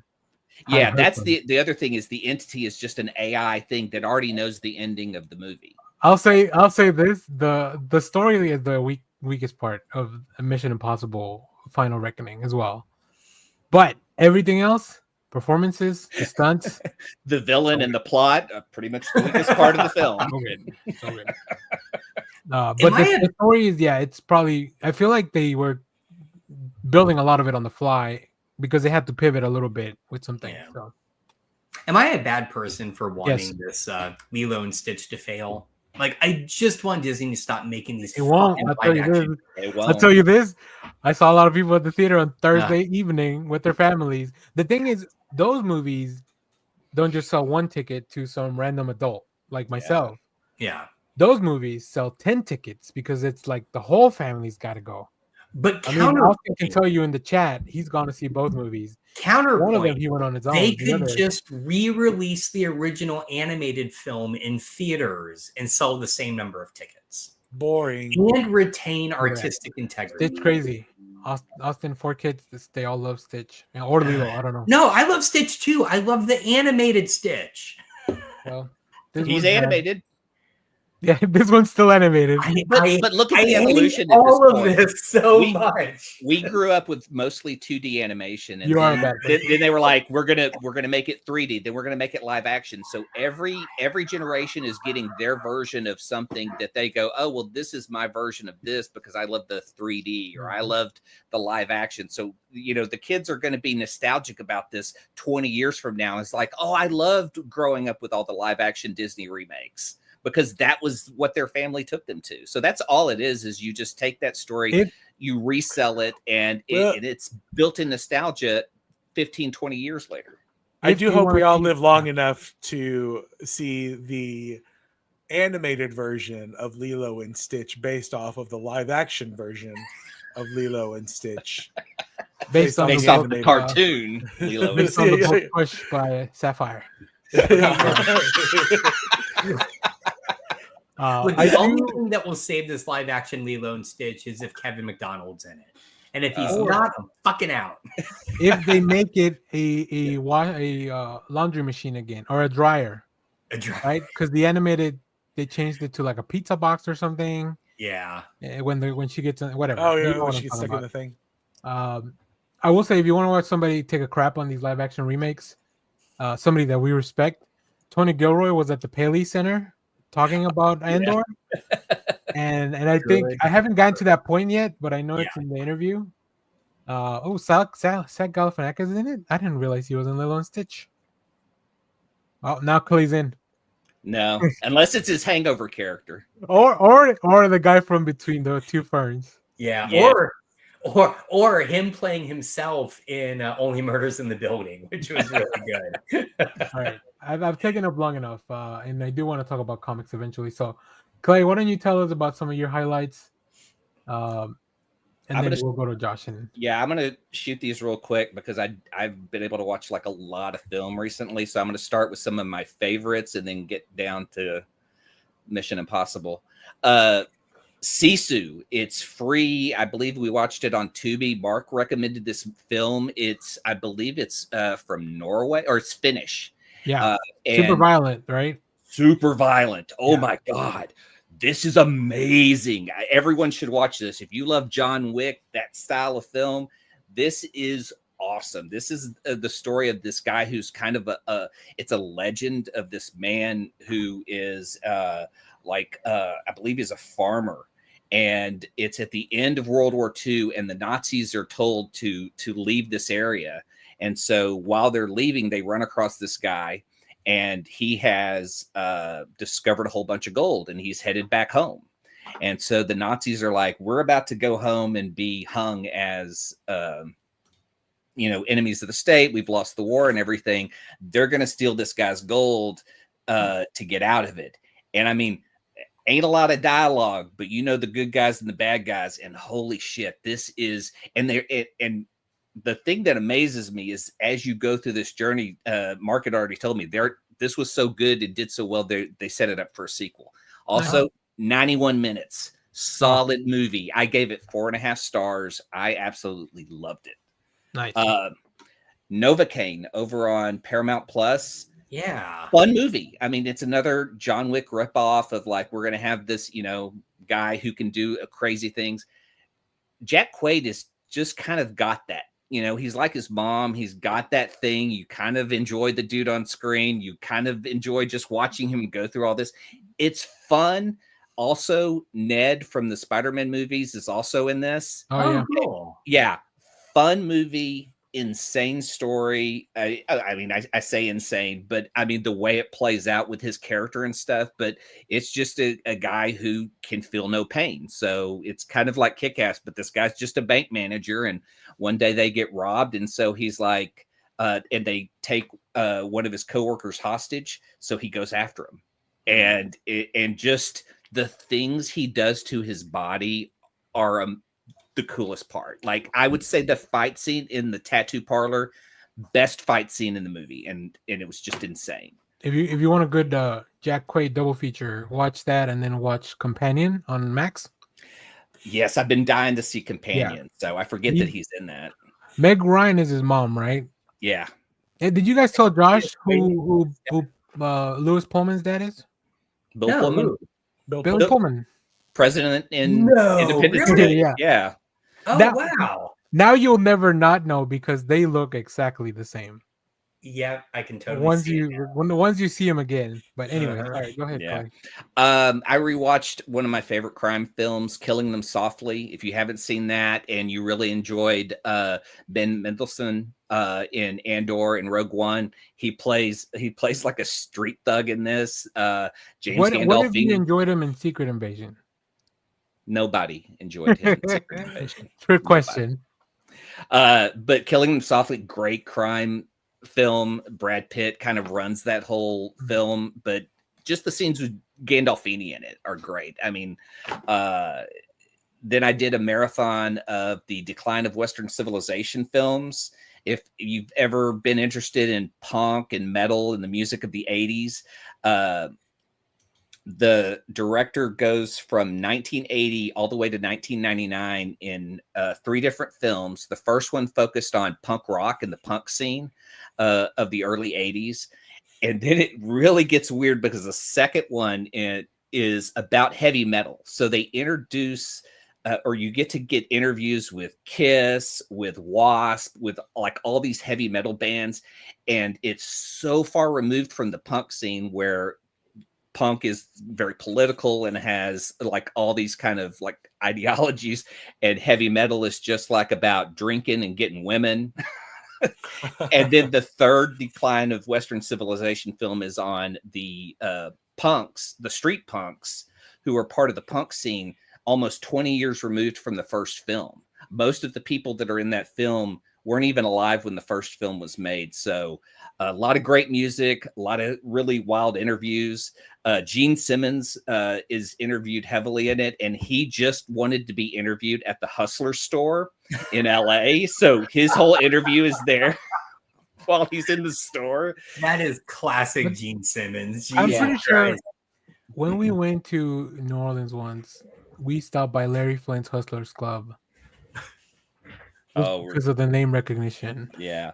And I'm a fan of punk music, and I'm reading a couple of books on punk and the Henry Rollins. So, I mean, that's kind of specific to me. That's why I really enjoyed those films and that time period. And then a movie, Red. Have you guys... Red is a weird flick. Red is a movie that's John Wick without any of the action. It is. They just kill dogs. It's a comic, right? No. This is. Oh my God. This is not the Bruce Willis Red. This is a different not the one. Bruce Willis that's Red. what I was thinking of. This Okay. is the French color trilogy with blue and white. Yeah, blue. Yeah, no, Damn it! I know of these. Uh, That weird one called Puce. I'm trying to find the right movie, so I'm not telling you guys the wrong one. Who's the guy in Secession? The oldest man. Brian Cox. Brian Cox. So Brian Cox is just a guy who lives in the country, owns a store, has a dog. These kids come up and kill it one day, and he goes looking for justice. You take out all the John Wick assassin stuff, and it's like if John Wick was an independent film. Sounds like Pig. Maybe So Brian Cox is in 2 movies called Red, because he's in Red as well. Yes, He's in the Bruce Willis Red. Is he in the sequel? Because then he's in 3 His movies. called Red. filmography is crazy. Also, I the only William do movies McDonald. called Yeah. Ba-da-ba-ba-ba. And original Hannibal Lecter. I finally I watched would love Manhunter. to see them put Brian Cox in the Ronald McDonald outfit just for one commercial. I did finally watch Manhunter a few weeks ago. So Oh, really? Oh, Yeah. It's a great Michael one. Mann is a hell of Yeah. a director. Anyways, Clay, what else? Then sadly at the bottom of my list, like Mission Impossible Dead Reckoning, I've already shit all over that. It's just I don't waste I'm your cutting that time. out of the show, so I'm cutting this part out. And then I was really bummed out because I watched Love Hurts, and man, it's just not good. It wants to be a John Wick clone, and it doesn't have really any purpose. It's No. just like, well, we have a guy who was an assassin, and now he's like hiding in the suburbs, but people come for him. Yeah. And nothing really connects them. It's just a set piece for action, and that's it. And it just really Is that like one with Odenkirk? No, that's that's nobody. Ki Hugh No. Kwan, Ki Hugh Kwan is the star. Oscar winner Ki Hugh Kwan, yeah. and Oscar winner Adriana DeBose. So And 2 football Oscar player winners. Marshawn Lynch. Like it just has like a weird like. Marshawn Lynch is pretty funny in the film.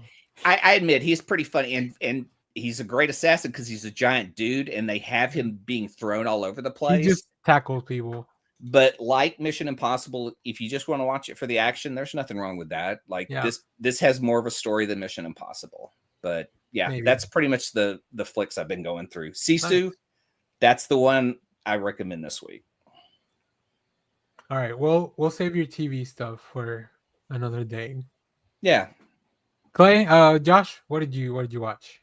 So, as usual, I'm not watching a lot, but we are watching our nighttime show we watch as a family is The Residence on Netflix. It That's a good is... show. Is that the medical show?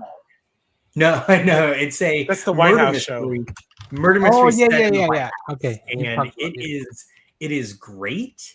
I know I've seen the main actor who plays Cordelia Cup in something before, but she is just such a breath of fresh air in this.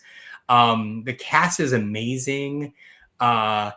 You did not, I'll just say this, you did not realize the hole in your life that needed to be filled by a scene acted between Giancarlo Esposito and Jason Lee.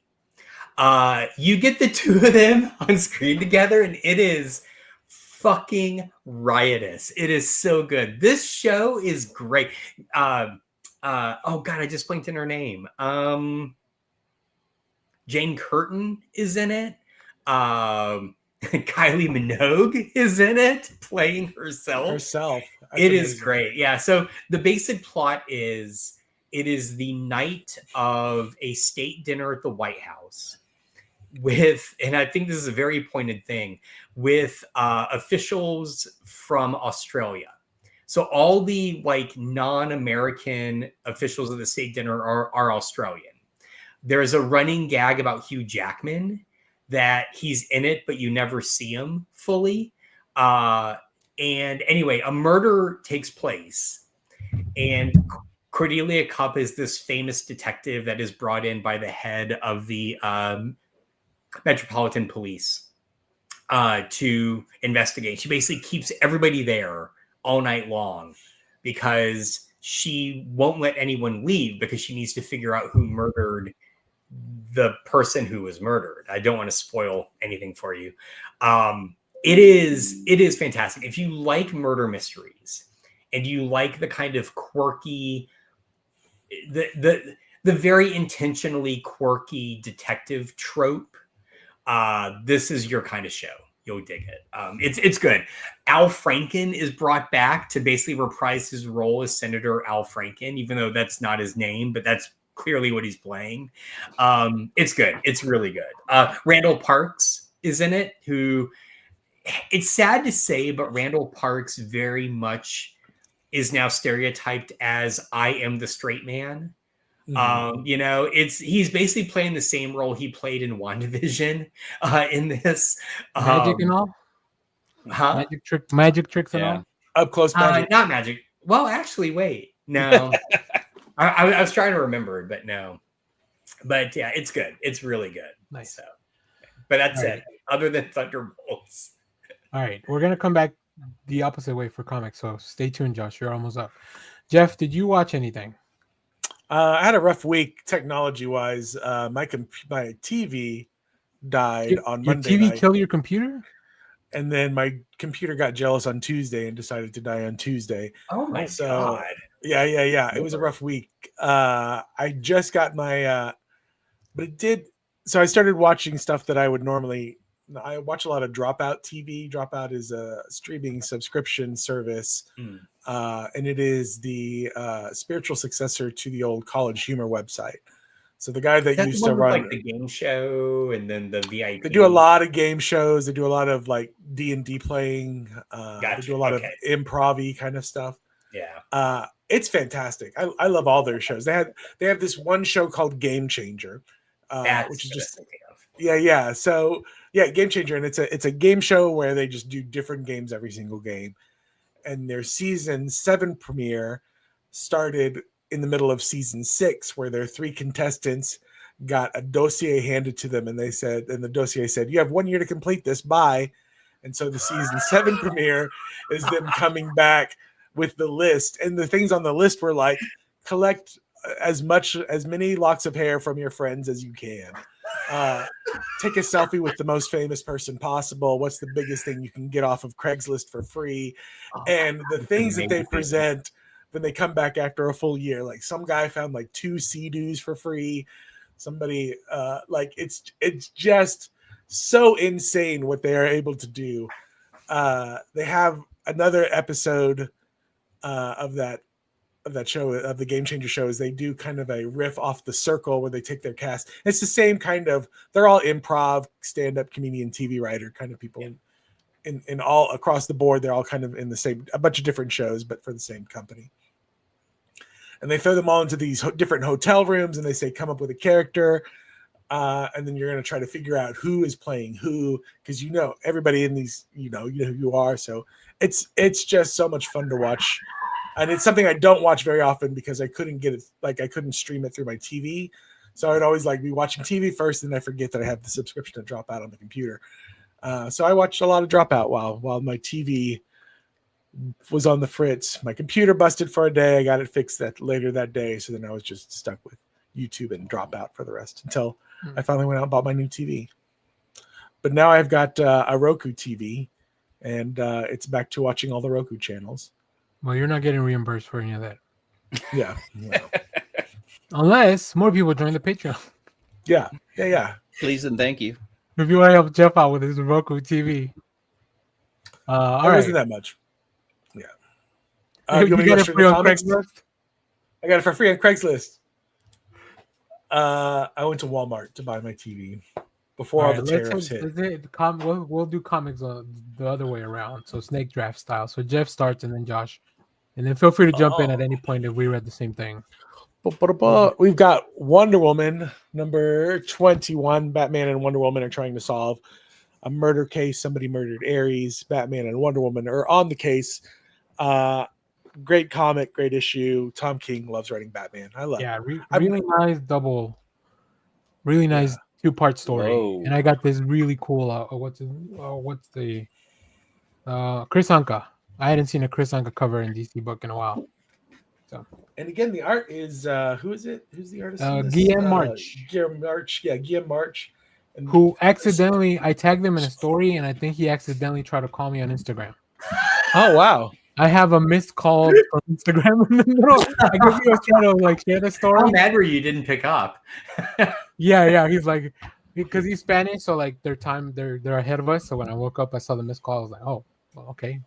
Come on the show. Just wanted to chat. Yeah, come on the show. This is World's Finest, number 39, continuing the We Are Yesterday story. Great moment in this comic. I'm waiting till it's all done so I could just binge through all of it with the crossover. It's weird. It's a weirdly paced event. I think it'll read better when you read it all together, because reading it month to month is it has a lot of time shenanigans. So it's a little all over the map. Reading issue 2 of the story, I was like, oh, this is all over the place. Mark, wait, what are you doing? Yeah. But this issue kind of starts paying things off. Fantastic moment in this comic that I will not spoil for you then. Thank you. Fantastic 4/1, number 32. Oh, I love this comic so much. I know. You'll get there, Clay. You'll get there. I know. I'm so excited. Did I feel like I didn't read issue 31 because I was kind of lost in this. No, I thought the same thing, and then I went to check out 31, and it just jumps. Also, I accidentally bought 2. So I have Okay, I'm glad you said that though, Danny, because I went back and I was like, did I miss one in between? Yeah, all right. This one just dropped you. It's really good. They do some crazy. There's a scene here that I'm like, how do you even write this shit? Yeah. And I do that in the most complimentary way possible. Ryan North, come on the show. Yeah. Speaking of crazy writers, this is New Gods number 6 by Ram V. Beautiful artwork by Evan Cagle and Felipe Andrade. We get to That's Justice another trade League. weight for me. Oh, it's I can't deal with 2 ongoing books by Ram V, and I'm reading Resurrection Man. So the newest issue of Bug Wars. Jason Aaron, fantastic, love it. Would you have sex with a bug girl? Probably. Johnny Storm likes me. Oh, Don't threaten me with a good time. Don't threaten me with 6 arms. That's Danny's pickup line. Give me all 6 of them, baby. Exceptional. We all X-Men grew up number 9. watching that one girl from Mars that had 3 boobs in that. Total Recall. Yeah. Get to Gen Xers here. If we learn one thing, is that more is better. Right. Hey, if we've also learned one thing, we know who paused it on that scene a lot when you had VHS, because that's when it started warbling. Yeah. Thank God for DVDs. Yeah, good issue of Exceptional X-Men. I'm a little sad because you can tell that they're like in all the advertising in Marvel Comics, you can tell they're winding down this run of X-Men because they're promoting the. I think we're gonna look fondly back on these ones. We can go back and read them as collections, but man, So it's here's tough. the thing: did Jonathan Hickman end up ruining the mutant side of Marvel? It's not his fault. He gave us something good. Yeah, Well, Marvel except ended up there ruining the was- And then Marvel. Marvel took it away. Yeah, see, that's the thing. There was an interview recently where Yeah. he said he was upset he never got to end it the way he wanted. But the problem is we're now getting another reboot run of all the mutant books that's ending. It's He just like, couldn't be that we don't know what upset the if fuck he's to do running with now it the anymore. Ultimate Universe. Yeah, true. That's true. but that's my thing. Is like if I'm Jonathan Hickman, I'm like, why do I keep going back to? I mean, it's got to be because they keep backing up a money truck. But like, I'm like, if you don't let me finish my stuff, like, why Right. am I going to keep going Yeah. back to you? Yeah. Because Or if you're gonna pull Arnold Thomas editorial- is real good.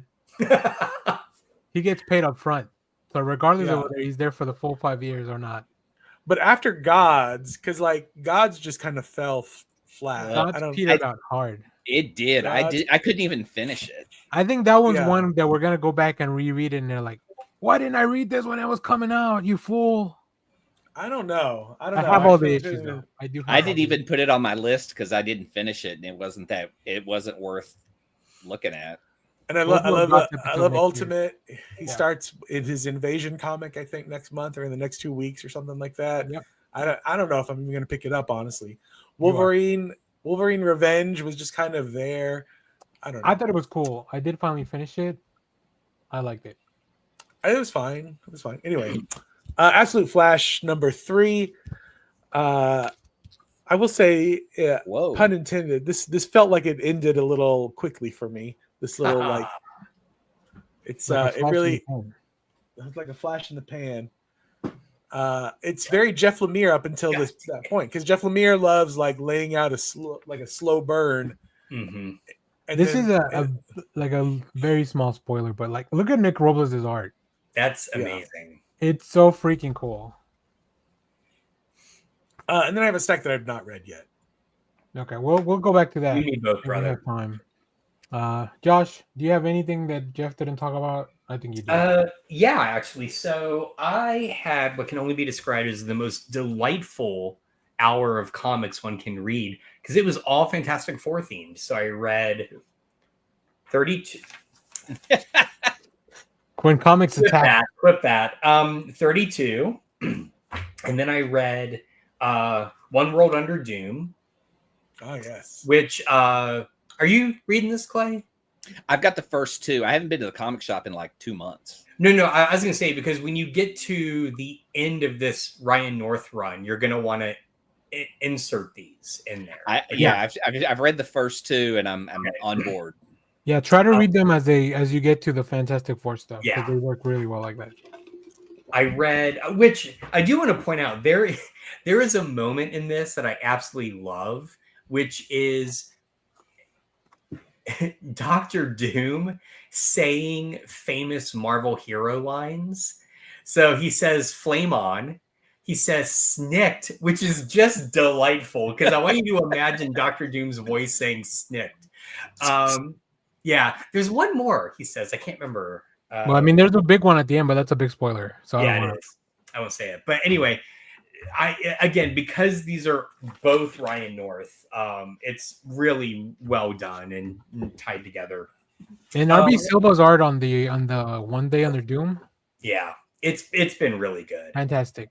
I picked up Fantastic Four Fanfare. It suddenly makes sense, and I'm kind of mad at Marvel about this, about why they released recently that facsimile of that one specific Marvel Fanfare issue, because this is an anthology series, and the first story in it is about Johnny pranking Ben. And that's, of course, the plot of the Fanfare issue that they re-released. And I was a little mad because in my head, I'm like, why not just reprint that story in? Oh, they want my money. Fuck. Yeah. And they got it. Fuck. So anyway, but this is a great lineup. That first story about pranks is written by Mark Waid. There is an Alan Davis written and drawn story There is a story that's really good. It's Johnny on a love-themed reality game show. That the screenshot I posted about Fin Fang Fomo is from that story. Yeah. It's great. It's really good. So this is good because I think it shows as iconic as the North Run is becoming. I feel like this shows how other writers. Sorry, my dogs keep barking. This shows how other writers are picking up on his approach to the Fantastic Four and running with it. So anyway, that's really good.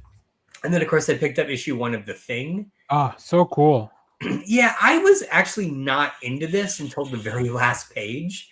And the reveal on the last page, I was like, oh, has this ever happened before? Because if not, I am here for it. And I don't want to spoil it, but let's just say there's going to be an unexpected combination of The Thing and somebody else. That the weirdest Marvel team up you can think of. Yeah. So anyway, really good. Very Yancey Street themed, which I quite liked. So it's for fans of Ben Grimm, like day one. It is, yeah, straight up. But very different than when they did Clobbering Time, which I felt like was Ben Grimm in a Fantastic Four story. This is Ben Grimm in a Before I'm a Thing story. Yeah. Right. So it's very grounded. It's very human. It's him dealing with stuff from his past in a okay way. So yeah. Just a quick disclaimer for you guys. If any of you have to drop, I know we're getting close, but I want to get through all the comics. So if you have time, stick around. If you have to drop, drop. Okay. So did you have anything more, Josh, that you read? If you have something you want to show, we can come back. Yeah, we'll just do it at the end. I've got a whole stack of. Let's talk about the stuff you read. Okay, real quick. I'll start with some of the stuff that I really, really loved, which I'm finally getting on the Ryan North bandwagon and read the first volume of FF. And I get it now, and I understand what you guys are talking about, man. So good. It's a fun book. He gets it, and the art is perfect. Like 5 stars, no notes. Yeah. I mean, so glad to hear that. Yeah. It starts in the middle of it. That's the other part that's great is like you don't understand why the FF aren't in New York and what's going on, but when they explain it, it's like, wow, great story. I forgot about that whole thing. The first plot point. Yeah, you're right. Yeah, right. Second one, Ultimate X-Men. Peach Momoko is doing something special with this book, and I really, really dig it. Unlike the other Ultimate books, which is like, well, this is just a variation of Peter Parker. This is just a variation of the Avengers. This is something different altogether. And I really, really dug it. And the horror look is amazing. There are pictures in there of just like eyeballs, giant eyeballs looking. And the haunting part of her art is just, I love it. I love when I see something that I go, they're not doing what I expected, and they're so far off, but I love it. This is how we get Clay Foley into manga. Yeah, it's very reminiscent of like the manga style of storytelling. Yeah, the influences are there, and wow, man, just the horror aspect is what I think I love the most because you think, oh, well, Peach Momoko draws like very cutesy looking stuff, and then you're like, oh, that's a body hanging. Those are just feet swinging. Oh, it's in a middle school too. Fun times. You haven't seen the Peach Momoko Hello Darkness variant. That's why. Or the Bug Wars one. Ultimate Spider-Man. Now, I as much as I kind of riff on the fact that, like, okay, this is just another Peter Parker. I kind of love this idea of an older Peter Parker who's a parent. We have more. There are more things established in his life, but the biggest thing I enjoy about this book is that Uncle Ben is alive and he's good friends with J. Jonah Jameson. And that affects his character so much that Jonah's just like kind of a decent guy. He's not the raging asshole that we've seen for decades in Amazing Spider-Man. All he needed was a friend. Yeah, he really just needed and so how much did Uncle Ben influence Peter and Jonah? So it's fun. The different characters that and how they've turned out and how they interact is fun. It is so refreshing to see a competent Peter. It is so, and the thing is that it's not even that he's like super competent. Like he's just an average He's just guy. base level human competence. He's just base level human competence.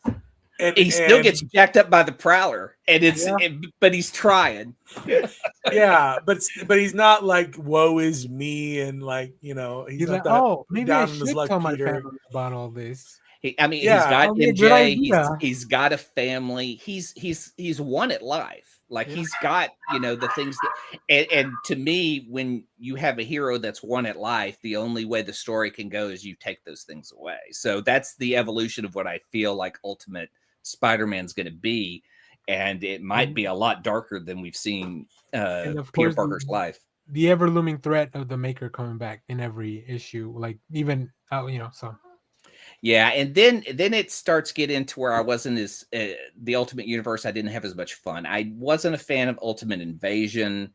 It just sets up the Ultimate Universe where essentially the Maker has kind of taken away the origins for all these heroes. Did you read that one last? No, I read that first. Oh, okay.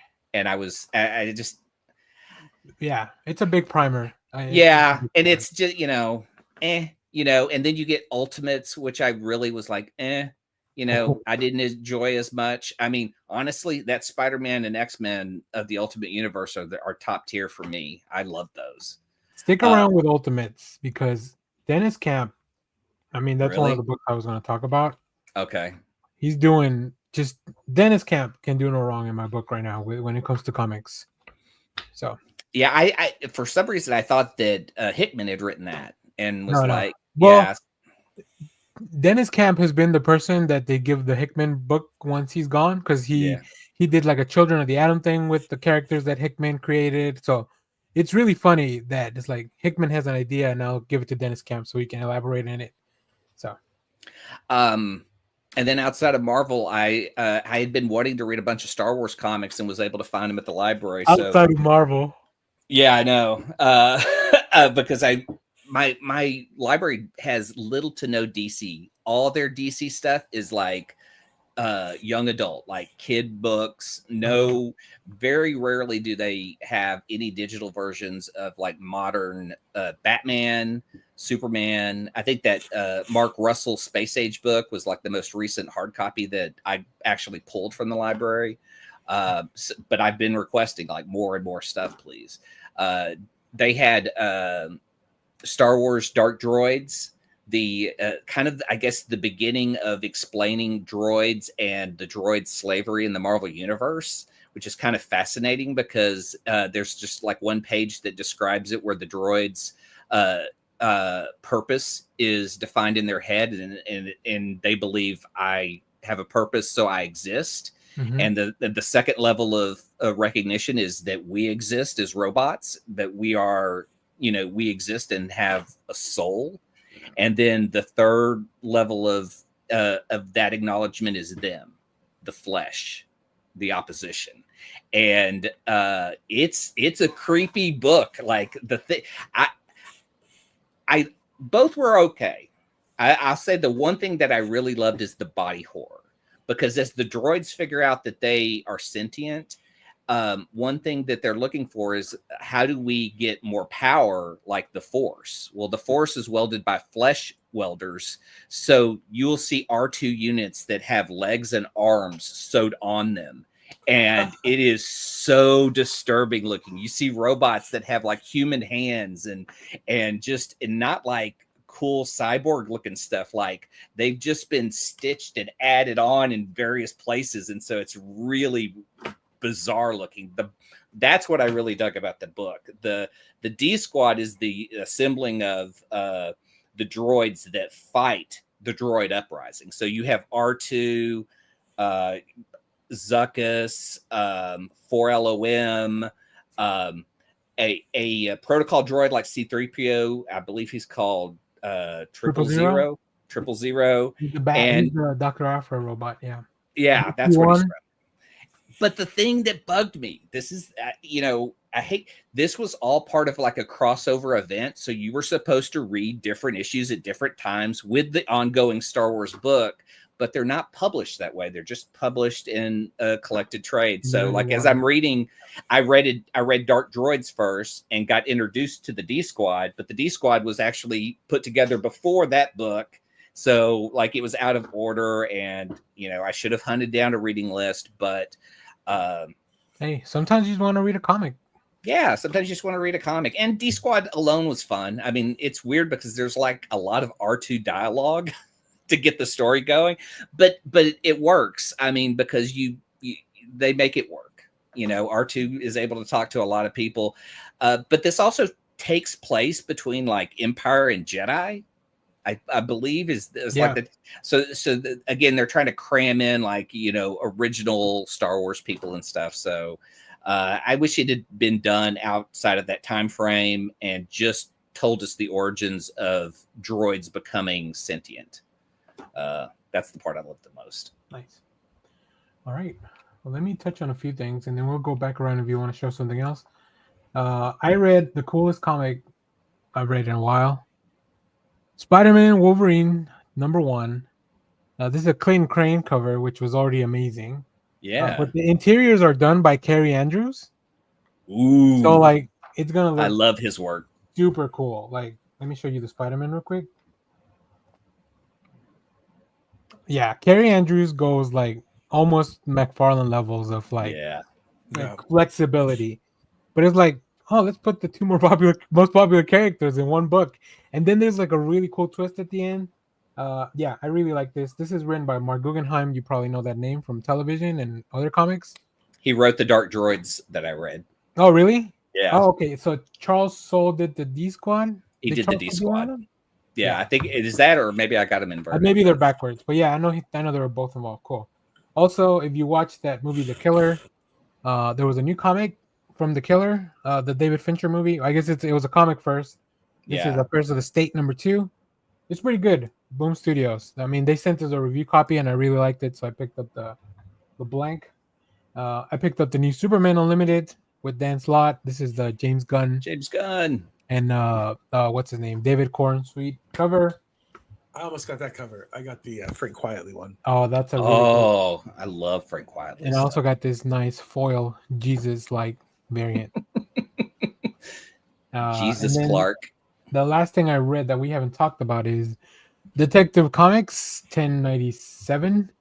It introduces a really interesting new kind of organization or villain, whatever you want to call it. So, all right.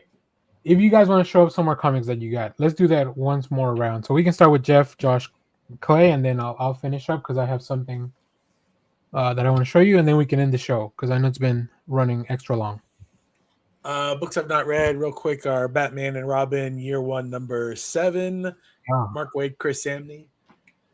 Out of Alcatraz #3. Christopher Cantwell, Tyler Crook. Which is funny because I think they're trying to reopen up Alcatraz. Yeah, good luck. We know how to escape. Right. Yeah, exactly. I've not read the Ultimates yet. Ultimates. 12. Primo stuff. The newest issue is Zatanna. I think Jamal Campbell's artwork is fantastic. This is a really confusing book. I may have to drop it, but I kind of love that. He has a lot of big ideas, and I don't know if they're all coherent together. Yeah. And then the latest issue of Epitaphs from the Abyss. Nice. I still have yet to read. Josh, what are you reading? Well, let's see. I picked up this special cover of Epitaphs from the Abyss. Oh, now I got to go back to the shop. Dang it. Yeah, this was like a more exclusive one. I paid like $3 more for it, so which I don't do usually. Except with this book. Looking at the comic book store, just dropping money. Yeah, I know, right? I know this is a little older, but I finally picked up third issue of this storyline. Yeah, from Dark Patterns. Picked up the final issue of Grommets, which I think was delayed. So I'm glad to finally read this. I almost bought the skate decks that they're selling with Grommets art on them. I know. They're like $100. It's the ad on the back is the skate decks. I love. I want this one so bad. If I wasn't going to the convention next week, I might have pulled the trigger. But they're like $100, and I'm never gonna do anything with a skate. I'm just gonna be a poser. I would hurt myself is the problem. Yeah, because me I too. was That a would skater. probably break it. Yeah, I'd hurt myself. I'd go for it. I don't care. Void Rivals, which continues to be good, but I haven't read it yet. Transformers. Well, I finally read that this week. Okay. I was behind. Oh, so good. Oh, good. All right. I'm glad to hear that because Hang in there, Josh. We're almost done. Daniel Warren Johnson's almost done. Okay. Megatron is a badass. Yeah. Evil badass. I did get issue 2 of Moonshine Bigfoot because how could I not? Clay, I haven't read it yet. I do have it on my iPad. Okay. Oh man, you need to. Yeah, they're on box if you. It is for us. All right. So, all right. Unlike the other werewolf book we read, unfortunately. Yeah. I don't know if I'm going to stick with this, but I went ahead. I like these. There's only one more. You might as well. Well, I didn't. There's one I didn't pick up, and I don't remember why. I think I just missed. I think the next one's Godzilla Avengers or something. Yeah. Isn't it? Well, there's a Godzilla Thor by Jason Aaron. Oh, that's it. That's it. That one's probably good. That one I want to pick up because it's Jason Same. Aaron and I forget who the artwork is. And then I think there's the Godzilla Kills the Marvel Universe series that's after that. Yeah. But that's Benjamin Percy, which also yeah, should be pretty good. So my gamble of the week was this. I don't know if anyone else picked Los this up. Monstruos. I have the review from Dark Horse. I haven't read it yet. All right. It's written by James Robinson. Mm-hmm. And I liked Welcome to the Maynard, even though it felt very different from most James Robinson stuff. But I'm also a sucker for just any classic old horror monster shit. Yeah. So had to pick this one up. I think that one's on our box as well. If you want to check it out. And I almost asked you before I bought it. I almost posted in the Discord. Yeah, like, we normally get Dark this? Horse stuff as well. Right. So we just got a bunch of collections. If you guys want to read all of Chrononauts by Mark Millar and All right. the old book Chrononauts. No.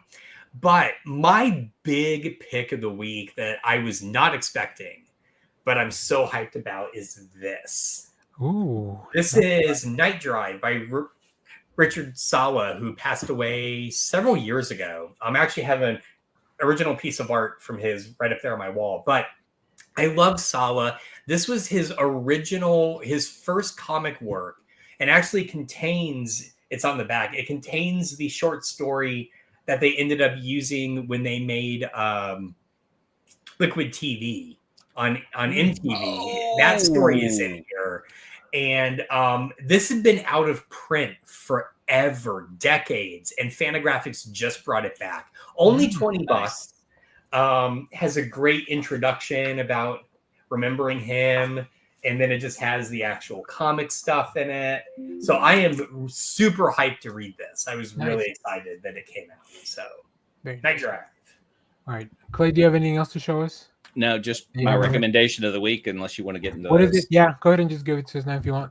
Okay. I've been hyped for it because the trailer dropped this week. Caught Stealing, Charlie Houston. This is the trilogy. Like, I love Charlie Houston books, and you did a review. You did a trailer review, trailer reaction, and I love Charlie Houston books. Like, he writes great crime, and I got into it because he wrote Moon Knight. So he wrote Moon Knight with art by David Finch. And so I stumbled upon his Hank Thompson series that now is going to be a movie series that I'm super hyped for because I love the book. So I hope the movie does well. It should. I mean, Austin Butler's in it, so and also Matt Smith with like the punk hair. Yes. And I love these stories because as you get to the end, they evolve and get bigger. So like, I'm really excited that they're adapting, and especially the fact that Charlie Houston wrote the script. So hopefully they're staying very true to that.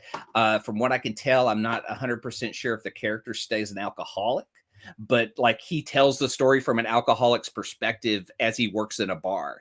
And so it's really interesting, that part of his character. So Zoe Kravitz also in the movie. Yep. It looks like it's gonna be this great star. She's done a few films. So All right, I did finally chase down the Tula Lote heavy metal cover. Saw that in the background. Was hyped. I love it. Now I'm really gonna read this book. I can't wait to get into it. Because there seems to be some really cool stories in there, and some. I don't know if I'll read the articles. Heavy metal. Heavy metal. I also picked up this reprint of Army of War. I don't know why they reprinted it. I think this is Sergeant Rock's first appearance, if I'm not mistaken. Speaking of, are you going to go out looking for the Golden Biscuit comic? I've never heard of that.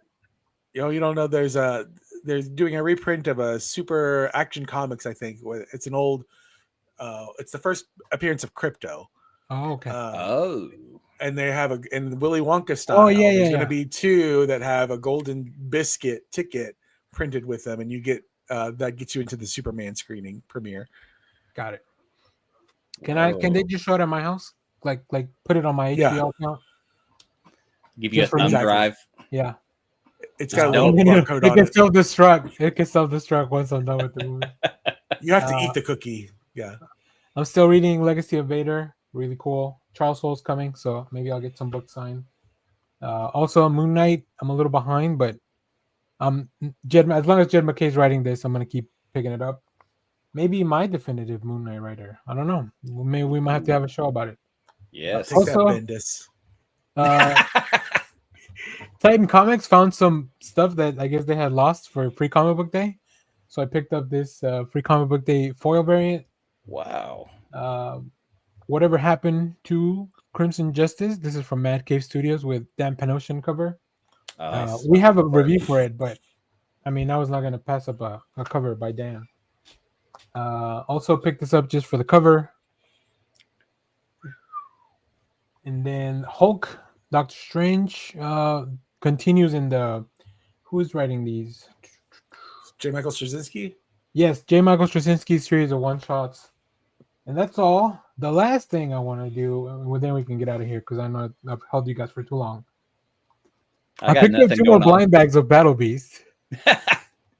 These are only $3.99. Like, what a deal for a blind bag. So let's open it up, see if I get something better than I did for those that I do love that they're keeping that tradition alive. The image. Here's a whole bunch of stuff to make you buy 15 different.